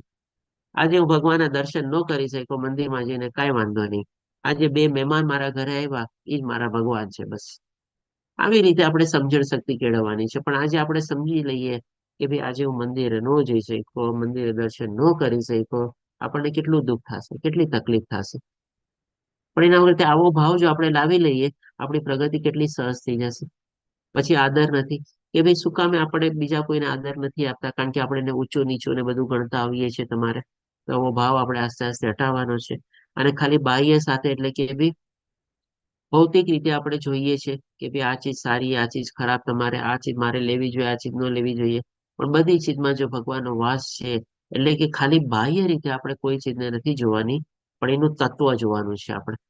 અને માત્ર વસ્તુ જ નથી જોવાની પણ એ વસ્તુ પણ તો ભગવાનની શક્તિમાંથી બનેલી છે એવી દ્રષ્ટિ આપણે કેળવવાની છે. અને નરમ અને લચીલી શ્રદ્ધામાં થોડુંક આપણે સાવધાન રહેવાનું છે. આપણને અવરોધ આવવાના છે, પ્રોબ્લેમ્સ આવવાના છે, ઘણા લોકો આપણને પાણો નાખવાના છે. તો ભાઈ આને બધાને આપણે ઓળંગવાનું છે. આપણે એનાથી આપણે ઝૂકી નથી જવાની, એનાથી આપણે હાર નથી માની લેવાની. તકલીફોની સામે આપણે કે ને કે ભાઈ આપણે ત્યાંથી આપણને કોઈ આવીને કે ભાઈ તને શું કામ તકલીફ આવી, તું તો ભગવાન આટલો મોટો ભક્ત છે ને બધું છે. તો કે છે ને કે ભાઈ તમે તમારા ભગવાનને એમ બતાવો કે ભાઈ તમારી એને આપણે લોકો કંઈક છે ને તમારે કે ભાઈ તમારે પ્રોબ્લેમને નથી કહેવાનું કે ભાઈ તમારા ભગવાનની સામે કહેવાનું નથી કે તમારા પ્રોબ્લેમ કેટલા મોટા છે. પણ તમારે પ્રોબ્લેમને કહેવાનું છે કે તમારા ભગવાન કેટલા મોટા છે. ગમે તેટલો મોટો પ્રોબ્લેમ આવે ભાઈ મારા ભગવાન બેઠા છે ને ઈ છે મને ઈ પ્રોબ્લેમમાંથી એને સંઘર્ષ કરવામાં ઈ જ મને મદદ કરશે, શક્તિ પણ ઈ જ આપશે અને પાર પણ ઈ જ ફરાવશે. આવી આપણે લચીલી શ્રદ્ધા નથી રાખવાની. શાસ્ત્રોના તારણોથી પરિચિત નથી. ડેફિનેટલી શાસ્ત્રો બહુ અઘરા છે બરાબર છે. પણ શાસ્ત્રને આપણે અત્યારે સરસ મજાના આપણને ટેકનોલોજી અને બધાનો લાભ મળી રહ્યો છે. એમાંથી આપણે એ પ્રોબ્લેમને આપણે પાર પાડવા માટે આપણે આગળ વધવાનું છે. આપણે બને એટલું આપણે એને સાંભળવાનું, વાંચવાનું, પરિચિત થવાનું. ને જેમ મેં કીધું ને કે જ્ઞાન 25-25% વેચાયેલું હોય છે. તો બધી ચીજ આપણને નહીં સમજાય આપણને. પણ આપણે પ્રયત્ન કરવાના છે ને બસ ભગવાન આપણને ગુરુ કરવાના જ છે આપણે. તો આ બધું કોના જે લક્ષણો છે પ્રથમ અથવા પ્રારંભિક સ્ટેજમાં જે હોય છે આપણે ડેફિનેટલી જો આપ બધા જે મેં પહેલા પૂછ્યું કે આ બધી ચીજ આપ જાણો છો, પણ હું અત્યારે તમને થોડુંક આપણે બીજા દ્રષ્ટિકોણથી આને સમજાવવાની કોશિશ કરું છું કે આપણે કનિષ્ઠ અધિકારીને આવે એમ નથી સમજવાનું કે કનિષ્ઠ અધિકારી એટલે કે ભાઈ હજી હલકો છે, હજી પ્રારંભિક છે, હજી નવો નિશાળીઓ છે, એવી રીતે નહીં. પણ આ બધી ચીજ આપણા માટે પણ એપ્લાય થાય છે ને, આપણે પણ એમાંથી કેવી રીતે પાર પાડવું એ સેન્સમાં આપણે લેવાનું છે અને યાત્રાને આપણે આગળ વધારવાની છે. અને મધ્યમ અધિકારી એટલે કે ભાઈ થોડું ઘણું ઓર એડવાન્સ લેવલ. આના સંદર્ભમાં શું છે કે ભાઈ દ્વિતીય પ્રારંભિક અર્ચના એટલે કે ભાઈ ડેફિનેટલી ભગવાનની પૂજા, સેવા અને ભક્તિમાં બધો સારી રીતે પોતે પ્રવૃત્ત થયેલો છે. શુદ્ધિકરણની પ્રક્રિયામાં પણ સારી રીતે પ્રવૃત્ત થયેલો છે. મનની પણ શુદ્ધતા જાળવે છે અને આંતરિક અને બાહ્ય બંને શુદ્ધતા જાળવે છે આપણે. અને હવે એ ભેદ પાડે છે અને આદર આપે છે કેવી રીતે? તો કે ભાઈ એ જે ભગવાનના ભક્તો હોય છે એની સાથે મૈત્રીપૂર્ણ રીતે વર્ણન રહે છે. પણ આપણે તો જાણી ગયા છીએ કે ભાઈ આપણે બધાની સાથે આપણે કોઈની આપણે ઈર્ષ્યા નથી કરવાની અને કોઈની સાથે આપણે દુશ્મનાવટ નથી કરવાની. એટલે કે બધાની સાથે આપણે કરુણા અને દયા, જેમ આપણે પહેલા જ આપણે 6 ચીજના સંદર્ભમાં જે ફાયદા જોયા ને, આ બધા ફાયદા આપણને ઓટોમેટિકલી ત્યારે થઈ જ જાય છે આપણે કે ભાઈ આપણે બધાની સાથે આપણે કરુણા અને દયાભાવથી રીતે આપણે વર્તન રાખી શકીએ છીએ. અને આપણે ટાળવાનું એટલે કે જે આપણે ઈર્ષ્યા કરતો હોય અથવા તો જે આપણને શત્રુ માનતો હોય તો એને પણ આપણે છે ને આસ્તે આસ્તે જેમ પેલા આપણે ટાળતા હોઈએ, પણ હવે ટાળવાથી પણ આપણે ઉપરના લેવલમાં શું પહોંચવાનું કે ભાઈ કોઈક એવી પરિસ્થિતિ છે, સંજોગો છે, ભગવાન એના ઉપર દયા કરે, ભગવાન એના ઉપર કૃપા કરે, બસ એવી આપણે પ્રાર્થના કરવાની છે. આપણે શું કામ એને પણ ટાળીએ? આપણે શું કામ એના પ્રત્યે પણ એવો ઈર્ષ્યા ભાવ રાખીએ અથવા તો એવી ઘૃણા રાખીએ? અને બધામાં જ આપણે એવો પ્રેમ ભાવ, કરુણા ભાવ અને દયા ભાવ જે આપણે જોઈએ કે જે આપણે ભગવાન સાથે રાખીએ છીએ, આવી જ રીતે બધા પ્રત્યે આપણે રાખીએ તો આપણી પ્રગતિ સહજ થાય. મધ્યમ લેવલમાંથી પણ આપણે ઓર આગળ વધી શકીએ. અને ઉપદેશક એટલે કે ભાઈ જેમ કે મેં મારા જીવનમાં કોઈ દી નહોતું વિચાર્યું કે ભાઈ હું ભગવદ્ ગીતાનું જ્ઞાન કોઈને આપી શકીશ. મેં મારા જીવનમાં કોઈ દી નહોતું વિચાર્યું કે ભાઈ ઉપદેશામૃત પુસ્તક અને ઈશોપનિષદ પુસ્તક પણ વાંચીશ અને એ પણ વાંચીને પણ હું એના માટે પણ કોઈને જ્ઞાન આપી શકીશ. આ ભગવાનની કૃપા થઈને આપણે કહી શકીએ. તો આપણે આવી રીતે સહજ ભાવથી લેવાનું, આમાં પણ આપણે કોઈ અહંકાર ભાવ નહીં કેળવવાનો તમારે. એટલે કે ભાઈ આપણે અત્યારે ઉપદેશક બની ગયા અથવા ક્લાસ લઈ ગયા તો પણ હું તો સમજુ છું કે આપણે બધા અત્યારે સમકક્ષ છીએ. આપણે બધા અત્યારે એકબીજાની આંગળી પકડીને આપણે બધા કે એને હમસફર છીએ. આપણા બધાની મંજિલ એક છે, બધા આપણે એક જ યાત્રા અને એક જ ઓલા પથ ઉપર આપણે આગળ વધ્યા છીએ. હોઈ શકે ઘણા લોકો પાસે અત્યારે મારા કરતા વધારે ડિગ્રી હશે, મારા કરતા વધારે સારા પ્રવક્તા હશે, મારા કરતા સારી રીતે સમજાવી શકતા હશે, પણ એ કંઈક બીજી રીતે પ્રવૃત્ત થયેલા હશે. જી લલિત પ્રભુજી, આપનો હેન્ડ રેઝ છે. પ્રભુજી, મધ્યમ અધિકારી ઉપદેશ આપી શકે?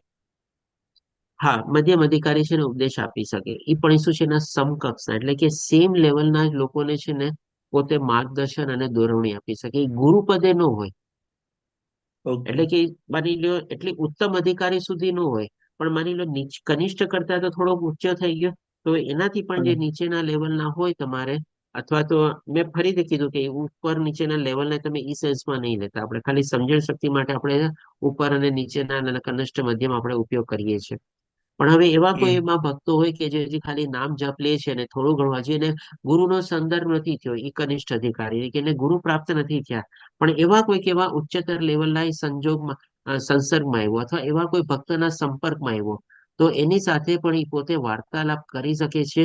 અને આ જે થોડોક એનું જેનું લેવલ ઊંચે છે, એ પણ આવા કનિષ્ઠ અધિકારીને થોડું ઘણું માર્ગદર્શન, સલાહ સૂચન અથવા તો જ્ઞાન આપી શકે છે. તો ઈ સેન્સમાં આપણે એને ઉપદેશક લેવાનો છે. ઓકે, હરે ઇવન કૃષ્ણ. તમે આપણે ઉપદેશોમૃત પુસ્તક બી વાંચો તો એ પુસ્તકમાં પણ છે ને આ જ આપણે લેંગ્વેજ લખેલી છે કે એના સમકક્ષ લેવલના અથવા તો એનાથી થોડા નીચેના લેવલના જે છે એને આવું તો એને પોતે જ્ઞાન આપી શકે છે, જે મધ્યમ અધિકારી છે. અને શાસ્ત્રોમાં ડેફિનેટલી ચર્ચા ન કરી શકે એવું છે ને? શાસ્ત્ર ઉપર હા, ચર્ચા ના કરી શાસ્ત્રોમાં બહુ વધારે ડીપ ચર્ચા ન કરી શકે, પણ જેટલી એની સમજણ શક્તિ હોય ત્યાં સુધી ઓલા વ્યક્તિને તો સમજાવી શકે. હરે કૃષ્ણ. પણ કારણ કે શું છે કે ભાઈ જે પ્રમાણે કીધું કે ભાઈ કૃષ્ણ અને શાસ્ત્રોમાં એને દ્રઢ શ્રદ્ધા હોય છે. એ પણ શું છે હજી આગળ વધવાની કોશિશ કરે છે. જેમ મેં તમને મારો દાખલો કીધો ને, મેં કોઈ દી નહોતું વિચાર્યું કે હું ભગવદ્ ગીતાના ક્લાસ લઈશ, મેં કોઈ દી નહોતું વિચાર્યું કે હું ઉપદેશના ક્લાસ લઈશ, મેં કોઈ દી નહોતું વિચાર્યું કે ઈશોપનિષદના ક્લાસ લઈશ. પણ આજે જયારે મારી શ્રદ્ધા, વિશ્વાસ અને આસ્થા કે ને કે જયારે ડગમગી ન શકે, મને કોઈ આવીને ચેલેન્જ કરે, કદાચ હોઈ શકે એના પ્રત્યે મારું જ્ઞાન ઓછું હોય, તો હું તરત શું કહું કે ભાઈ હું મારા ઉપરી અધિકારી અથવા તો એને હું સંપર્ક કરીને તમારા પ્રશ્નનો જવાબ આપીશ. પણ ઓન ધ સ્પોટ માની લો એનો કોઈ વિરોધ કરતો હોય શાસ્ત્રનો, તો ત્યારે ને ત્યારે એટલો તો એનો વિરોધ કરી શકું ના કે ભાઈ તમે શાસ્ત્રનો સંદર્ભમાં તમે કોઈ પ્રકારે કોઈ તમે ચેલેન્જ ન કરી શકો. શાસ્ત્ર સર્વોપરી છે. મારી અત્યારે ક્ષમતા નથી કે હું તમને સમજાવી નથી શકતો. એ મારી ઉણપ છે, એ મારી કમી છે. પણ એનો મતલબ એમ નથી કે શાસ્ત્રમાં કીધેલું છે ખોટું છે. એટલો તો હું પ્રતિકાર કરી જ શકું તમારી સામે. અને પછી જયારે હું માર્ગદર્શન મેળવું ત્યારે પછી તમારા પ્રશ્નનો એ રીતે જવાબ આપી શકું. એટલે કે મારી શ્રદ્ધા કોઈ ડગમગાવી ન શકે, અથવા તો કૃષ્ણમાં અને શાસ્ત્રમાં બંનેમાં મારી શ્રદ્ધા જ છે અડગ રહેલી હોય છે. મધ્યમ અધિકારી અને એ ડેફિનેટલી સતત મંત્રોચ્ચાર કરે છે. આપણે જે પ્રમાણે સંખ્યા લીધેલી હોય, નિર્ધારિત કરેલી હોય એ પ્રમાણે આપણે આપણા મંત્રોચ્ચારમાં આપણે પ્રવૃત્ત થયેલા હોય છે. તો આ ત્યાં મધ્યમ અધિકારીના લક્ષણ. હવે જે ઉત્તમ અધિકારી છે અથવા તો ઉચ્ચતમ અધિકારી છે, તો ડેફિનેટલી આની અવિચલિત સેવા, એટલે કે કમ વોટ મે, ગમે તેવા પ્રોબ્લેમ આવે, ડિફિકલ્ટીઝ આવે, ભગવાનની સેવામાંથી તો પોતે વિચલિત થતા જ નથી. આજે શ્રીલ પ્રભુપાદના જીવનમાં ઘણા બધા એવા બધા સર્કમસ્ટાન્સીસ અને સિચ્યુએશન થયા કે એમની પાસે કે ને કેવી પોતે અહીંયાથી ગયા ત્યારે તો કાંઈ નહોતું. અને અમેરિકામાં જે સંઘર્ષ કરતા હતા, ડેઈલી લોકોને રસોઈ બનાવીને પ્રસાદ ગ્રહણ કરાવતા હતા, ત્યારે પણ એમની પાસે કાંઈ નહોતું. પણ તેમ છતાં પણ એને કન્ટિન્યુઅસલી આ સેવા ભક્તિમાં પોતે પ્રવૃત્ત થયા. અને પ્રેમા ભક્તિમાં એટલે કે લોકોને એવું જ્ઞાન અને એવું આચરણ કરવા માટે પણ પોતે પ્રેરતા હતા તમારે. અને ટીકા અને ઈર્ષા કરવાની વૃત્તિથી મુક્ત. ડેફિનેટલી એકદમ ઉચ્ચતર સુધી જયારે આપણે પહોંચી ગયા હોઈએ ત્યારે આપણને આવી કોઈની ટીકા કરવી, નિંદા કરવી, ઈર્ષા કરવી, અથવા તો એના માટે કઈ ખોટું આપણે બોલવું, એવી બધી વૃત્તિથી આપણને કે ને કે ઇન્ટરેસ્ટ જ નથી હોતો તમારે. આપણે એનાથી ઘણા બધા ઉપર ઉઠી ગયા હોઈએ છીએ. અને તમામ જીવોને ભગવાનના અંશ તરીકે સ્વીકારે છે. એટલે કે ડેફિનેટલી અંશ તરીકે એટલે કે શું ભાઈ ભગવાનમાં પરમાત્માનો અંશ આત્મા તરીકે જોવે છે.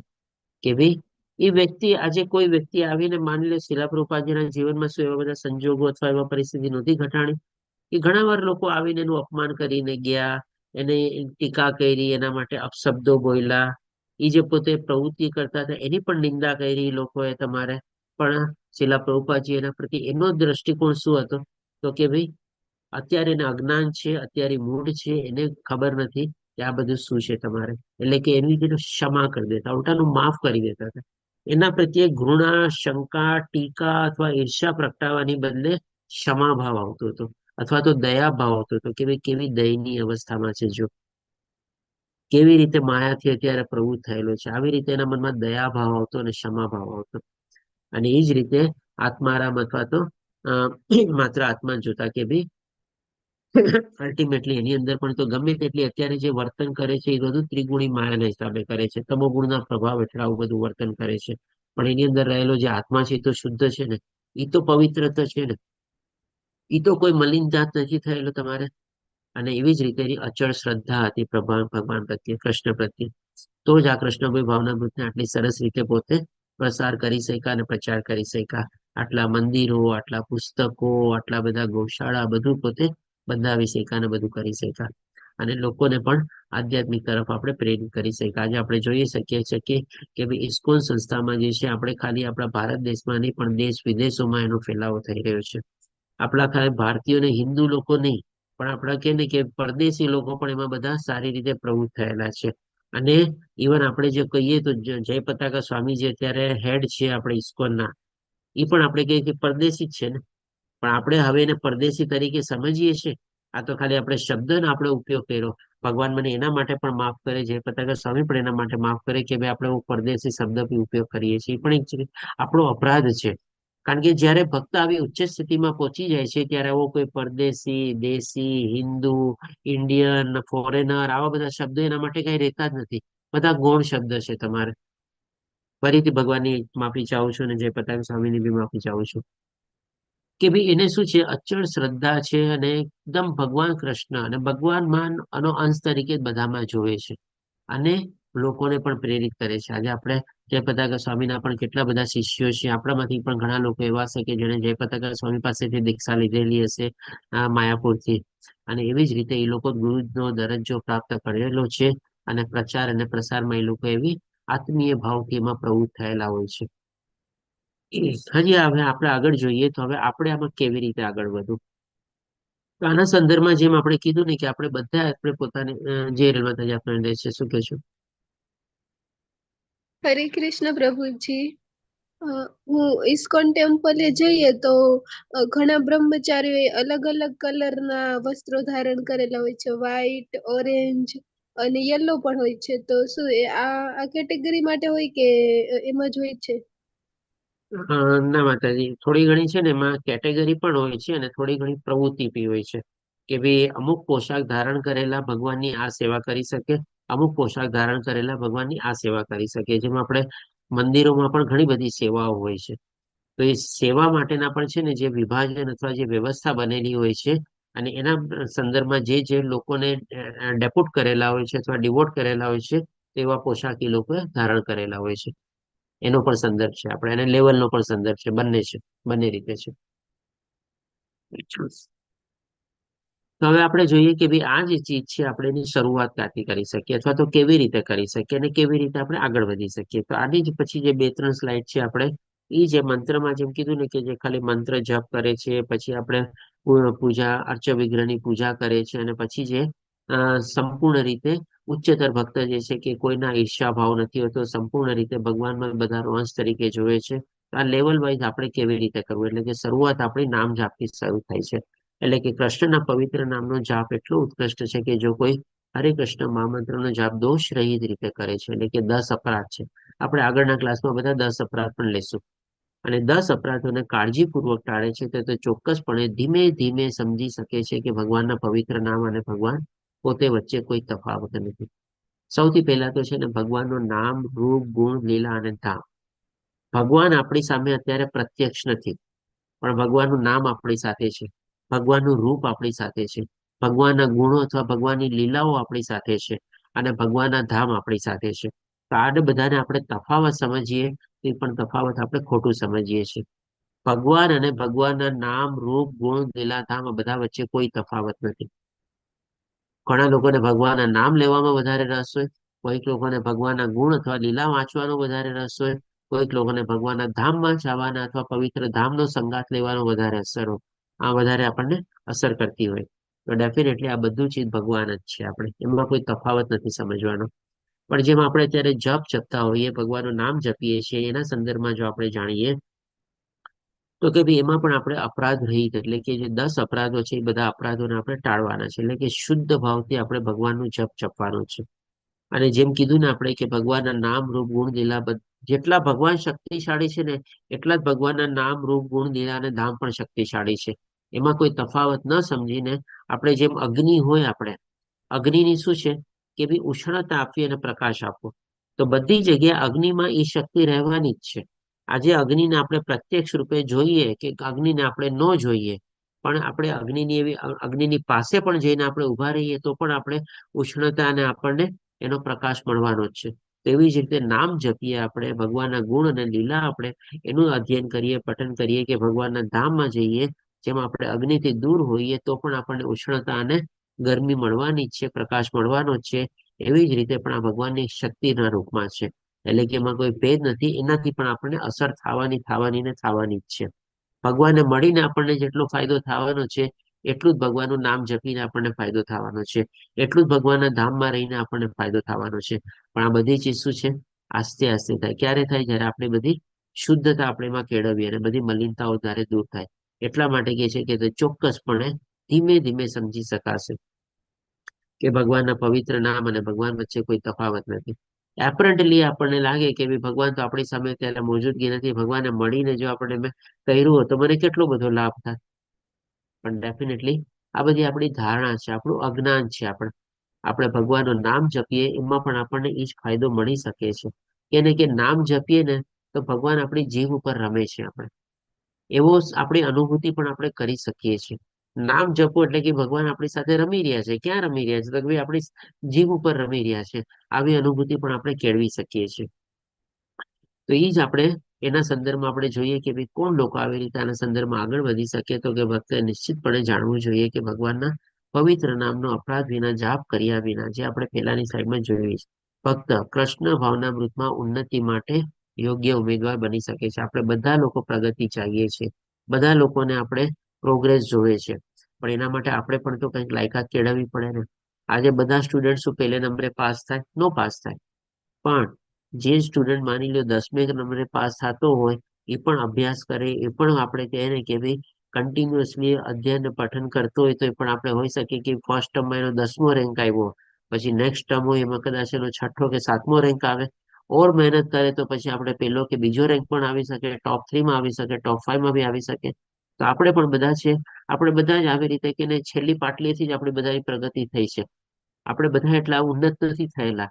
આપણામાંથી કોક જ એવા ભાગ્યશાળી હશે કે જેને આટલી નાની ઉંમરથી આ બધું જ્ઞાન હોય અને આટલા એમાં પોતે પ્રવૃત્ત થયેલા હોય.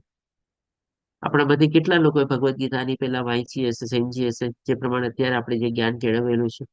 ડેફિનેટલી બધાને આપણે પ્રોગ્રેસ નહીં હશે. બધા લોકો આપણે પ્રયાસ કરીએ છીએ. એટલે જ મેં કીધું ને, આપણે બધા અત્યારે હમસફર છીએ.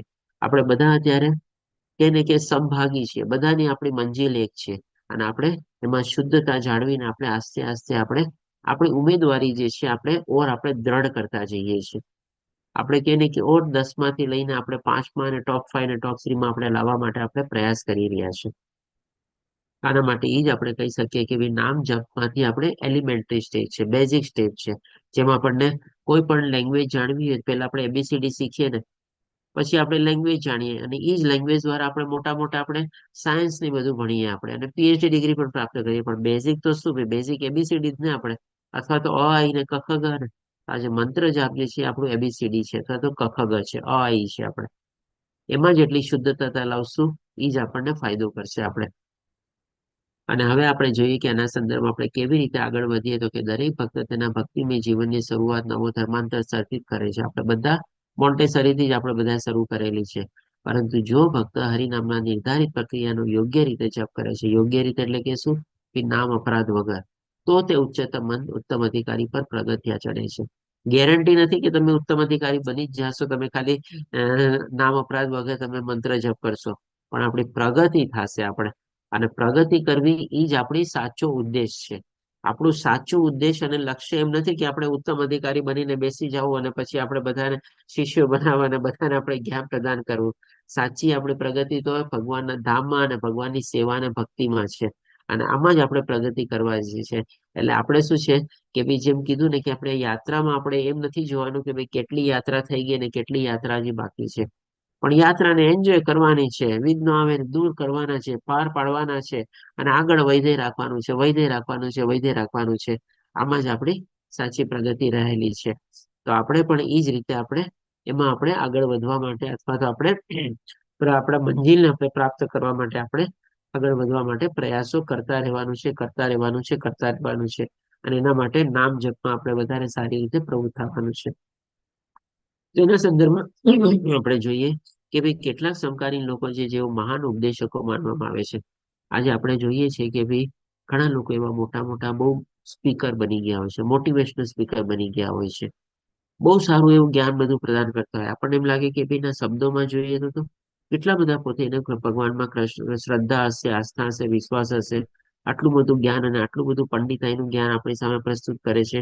પણ એનું આચરણ જોવા જઈએ ને તો ઘણી વાર આપણને એમાં બેમાં બહુ મોટો ગેપ દેખાય આપણને. એટલે કે જો આવો ગેપ હોય ને તો તમે ગમે તેટલા આવા મહાન પંડિત બની જઈએ ને તો પણ એમાંથી પતિત થવાના ચાન્સીસ છે. કારણ કે એ જે ગેપ હોય ને એ ખોખલી ગેપ હોય. અને ખોખલી ગેપમાં શું છે, જરાક કંઈક એવું વાવાઝોડું આવે કે કંઈક આવે તો તરત જેમ પત્તાનો મહેલ તૂટી જાય એવી રીતે તૂટીને નીચે પડે.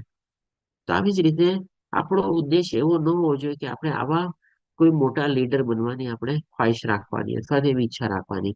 કારણ કે ઘણા લોકોને એવો ઉદ્દેશ હોય કે બહુ મોટો લીડર બની જાઓ, બહુ મોટો જ્ઞાની બની જાઓ, બહુ મોટો પંડિત બની જાઓ, બહુ અનુયાયીઓ બનાવી લઉં, બહુ મારા શિષ્યો બનાવી લઉં અને તો જ હું બહુ મોટું આપણે ઉચ્ચતમ અધિકારી ગણાઈશ તમારે. જો ઉચ્ચતમ અધિકારીના લક્ષણો છે, પણ એ લક્ષણોના માટે છે ને એનો પાયો અને ફાઉન્ડેશન પર છે ને એટલો સ્ટ્રોંગ હોવો જોઈએ. તો જ ઇમારત છે એની ટકેલી રહે. પણ જો એ ઇમારત ખોખલી હોય, એનો પાયો અને ફાઉન્ડેશન સ્ટ્રોંગ ન હોય, એટલે કે નામ જપ કરવાની પ્રક્રિયા જો એની શુદ્ધત્વ ન હોય તો એમાંથી પતિત થઈ શકે છે. એટલા માટે કે છે એ ઉપદેશકો માનવામાં આવે છે એવો ધીમે ધીમે જીવનની ભૌતિક કલ્પનામાં પતિત થાય છે. એટલે કે ભાઈ હોઈ શકે એક સડનલી ન થાય, કદાચ આસ્તે આસ્તે થાય. જેમ આમાં શું છે, આસ્તે આસ્તે પ્રગતિ થાય છે, આપણે આગળ વધીએ છીએ. ત્યારે આમાં શું છે, આસ્તે આસ્તે કદાચ પાછા જે એ લોકો છે ને આપણે ભૌતિક દુનિયામાં પોતે પતિત થઈ જાય, કારણ કે એ લોકોનું ફાઉન્ડેશન જે છે એટલું સ્ટ્રોંગ નથી, કારણ કે તેઓ ભગવાનના પવિત્ર નામનો જાપ કરવામાં નિષ્ફળ ગયા છે. તો આપણે સમજી શકીએ કે ભાઈ આપણું ABCD એ આપણું સ્ટ્રોંગ હોવું જોઈએ.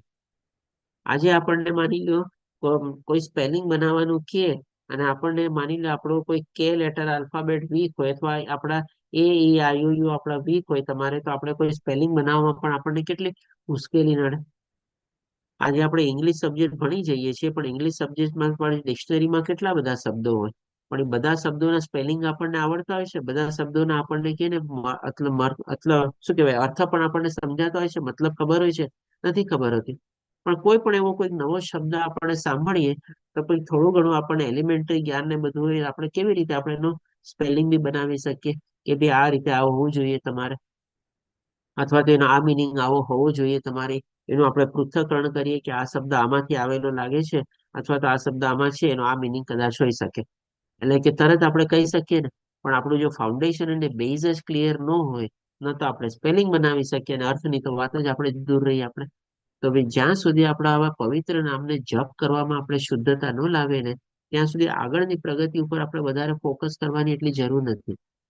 પણ જેમ આપણે નામ જપમાં શુદ્ધતા લાવશું ને, આપણી આગળની પ્રગતિ ઓટોમેટિક થશે. ભગવાન ઉપર છોડી દેવાનું. જેમ કીધું ને કે 25% જ્ઞાન આપણને ભગવાન આપે છે, તો એ ક્યારે 25% આપે છે અને કેવી રીતે આપે છે એ આપણને ખબર નથી. એના સંદર્ભમાં શું છે, આપણને જેમ કે આધ્યાત્મિક ગુરુ મળવા જોઈએ અને આપણે દીક્ષા લેવાની છે, ક્યારે મળશે ને કેવી રીતે મળશે આપણા ઉપર નથી, પણ એ ભગવાનની કૃપા થાય. પણ એના માટે આપણે તૈયારી કરવાની, આપણે લાયકાત કેળવી લેવાની કે ભાઈ ચારે જેમ કે દીક્ષા લેવા માટે આપણે શું છે કે સૌથી પહેલા તો આપણે ભૌતિક ભોગ પ્રત્યે રુચિ, કારણ કે જો એમાં આપણે રુચિ રાખશું તો જેમ આપણે જાણ્યું ને કે મંત્ર જાપ આપણે નહીં ક્લિયર કર્યા હશે અને સાથે સાથે આપણી રુચિ પણ આમાં રહેલી હશે, તો આપણે પતિત થવાના ચાન્સીસ આપણા વધારે છે. એની બદલે આપણે શું કરશું, મંત્ર જાપમાં બધા આપણે શુદ્ધતા લાવશું, તો એ શુદ્ધતા આપણને ભૌતિક દુનિયામાં આપણી જે રુચિ જે છે એ ઘટાડવામાં આપણને મદદ કરશે. અહીંયા આપણી શુદ્ધતા વધશે અને ભૌતિક દુનિયાની આપણી મલિનતા પણ ઘટશે. આપણને જો બે રીતે ફાયદા થાય છે એમાં, જેમ જેમ આપણે શુદ્ધ રીતે આપણે જાપ કરશું એમાં. પછી ગુણાતીત વિષયમાં રસ. ગુણાતીત વિષયમાં રસ એટલે કે શું? ભગવાન ગુણાતીત છે, દિવ્ય છે, આધ્યાત્મિક છે, અલૌકિક છે. તો હવે આપણને વધારે ને વધારે એમાં ઈ જ્ઞાન પ્રાપ્ત કરવામાં, એના વિશે આપણને પ્રાપ્ત કરવામાં આપણને વધારે રસ પડશે. અને આમાં ગુણાતીત વિષયમાં રસ એટલે કે થોડુંક ઓર જો ઊંડો મિનિંગ લેવો હોય ને, તો આપણે એને સમજી શકીએ કે જે ભગવાનની પ્રત્યે જે ભાઈ 5 આપણી જે રાગાનુગા ભક્તિ છે ને, પ્રેમા ભક્તિ જે કહીએ ને, એ ટાઈપનો રસ આપણને કેળવાશે એમાં. પ્રેમ ભક્તિ ભર્યો કયો, કે માધુર્ય રસ કયો, કે વાત્સલ્ય રસ કયો, દાસ્ય રસ કયો, પછી આપણે અલગ અલગ જે 5 પ્રકારના શાંત રસ છે, બધા 5 પ્રકારના એક પ્રકારનો રસ કેળવવામાં આપણને પ્રેરણા મળશે, મદદ મળશે. તો એ રીતે પણ આપણે કહી શકીએ કે ભાઈ ગુણાતીત રસ વિકસાવવામાં આપણને, અને આ જો ગુણાતીત રસ આપણે વિકસાવી ગયા તો નથિંગ બેટર ધેન ધેટ. સૌથી ઉચ્ચતમ ઈ જ છે. ભગવાનની ભક્તિમાં રસ કેળવવો એ 5 રસમાંથી કોઈ એક રસ જો આપણને મળી ગયો, એનાથી તો વધારે કઈ છે જ નહીં. હું તો કહું છું ઉત્તમ અધિકારી સુધી આપણે પહોંચવાની જરૂર નથી, આપણે ઓટોમેટિકલી પહોંચી જશું આપણે ત્યાં. અને સંયમ આપણે શેના પ્રત્યે કેળવવાનો છે, તો કે ભાઈ આપણા ઇન્દ્રિયો અને ઇન્દ્રિયોના વિષયો ઉપર આપણે સંયમ કેળવવાનો છે. આપણી અંદર સંયમની અગ્નિ જે છે એ હંમેશા પ્રજ્વલિત રાખવાની છે. એ અગ્નિને ક્યારેય આપણે બુઝાવવા નથી દેવાની. જો એ સંયમની અગ્નિ આપણે બુઝાવી દીધી તો ત્યાંથી આપણે પતિત થઈ ગયા. અને બ્રહ્મચર્ય એટલે કે ભાઈ આપણું જે શારીરિક સંબંધ જે છે એના પ્રત્યે આપણે થોડું દૂર રહેવાનું. આપણે ડેફિનેટલી આપણે બધા અત્યારે ગ્રહસ્થ છીએ, પણ બધા આપણામાંથી ઘણા લોકોની એવી ઉંમર છે કે ભાઈ આપણે અત્યારે વનપ્રસ્થની ઉંમરમાં છે, એટલે કે 50 થી 75 આપણે જો વર્ણાશ્રમ પ્રમાણે જઈએ તો આપણે એ ઉંમરમાં છીએ. અને એ ઉંમરમાં તો આપણે કહી શકીએ કે બ્રહ્મચર્ય આપણે પાળવું જોઈએ આપણે. અથવા તો જે લોકો ગ્રહસ્થ છે ત્યારે હજી જવાબદારીને બધું પૂર્ણ નથી થયું, તો કદાચ એ લોકો માટે અત્યારે આ ઉંમરમાં દીક્ષા લેવી થોડી ઘણી ડિફિકલ્ટ થઈ જાય, કારણ કે જ્યાં સુધી આ બધામાં પ્રવૃત્ત રહેલા હોય ત્યાં સુધી એમાં પ્રત્યે આગળ ન વિચારી શકે. પણ એટલીસ્ટ એટલું તો કરી શકે કે ભગવાનનું નામ જપ જે છે એ શુદ્ધ ભાવથી અથવા તો અપરાધ વિના પોતે કેળવી શકે. અને બાકીની ગેરંટી છે કે ભગવાન ઓટોમેટિકલી સમય આવશે એ પ્રમાણે ભગવાન એની પ્રગતિ બી કરાવી દેશે. કોઈક એવા ગુરુનું પણ એને સાનિધ્ય પ્રાપ્ત થઈ જશે, દીક્ષા બી મળી જશે, બધું થઈ જશે. પણ એને કે ને કે ભાઈ પ્રગતિ કરવામાં પોતાના પ્રયાસો એને પાછળ નથી કરવાના અથવા તેમાં અટકવાનું નથી અને મનને નિયંત્રિત કરવા માટે તૈયાર રહેવું જોઈએ.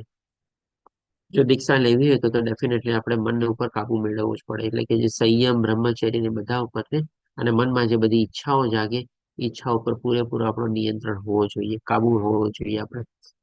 તો જ આપણે કહી શકીએ કે ભાઈ ગુરુ દ્વારા આપણે કૃષ્ણને સંપૂર્ણ શરણે જવા માટે તૈયાર થઈ છીએ આપણે.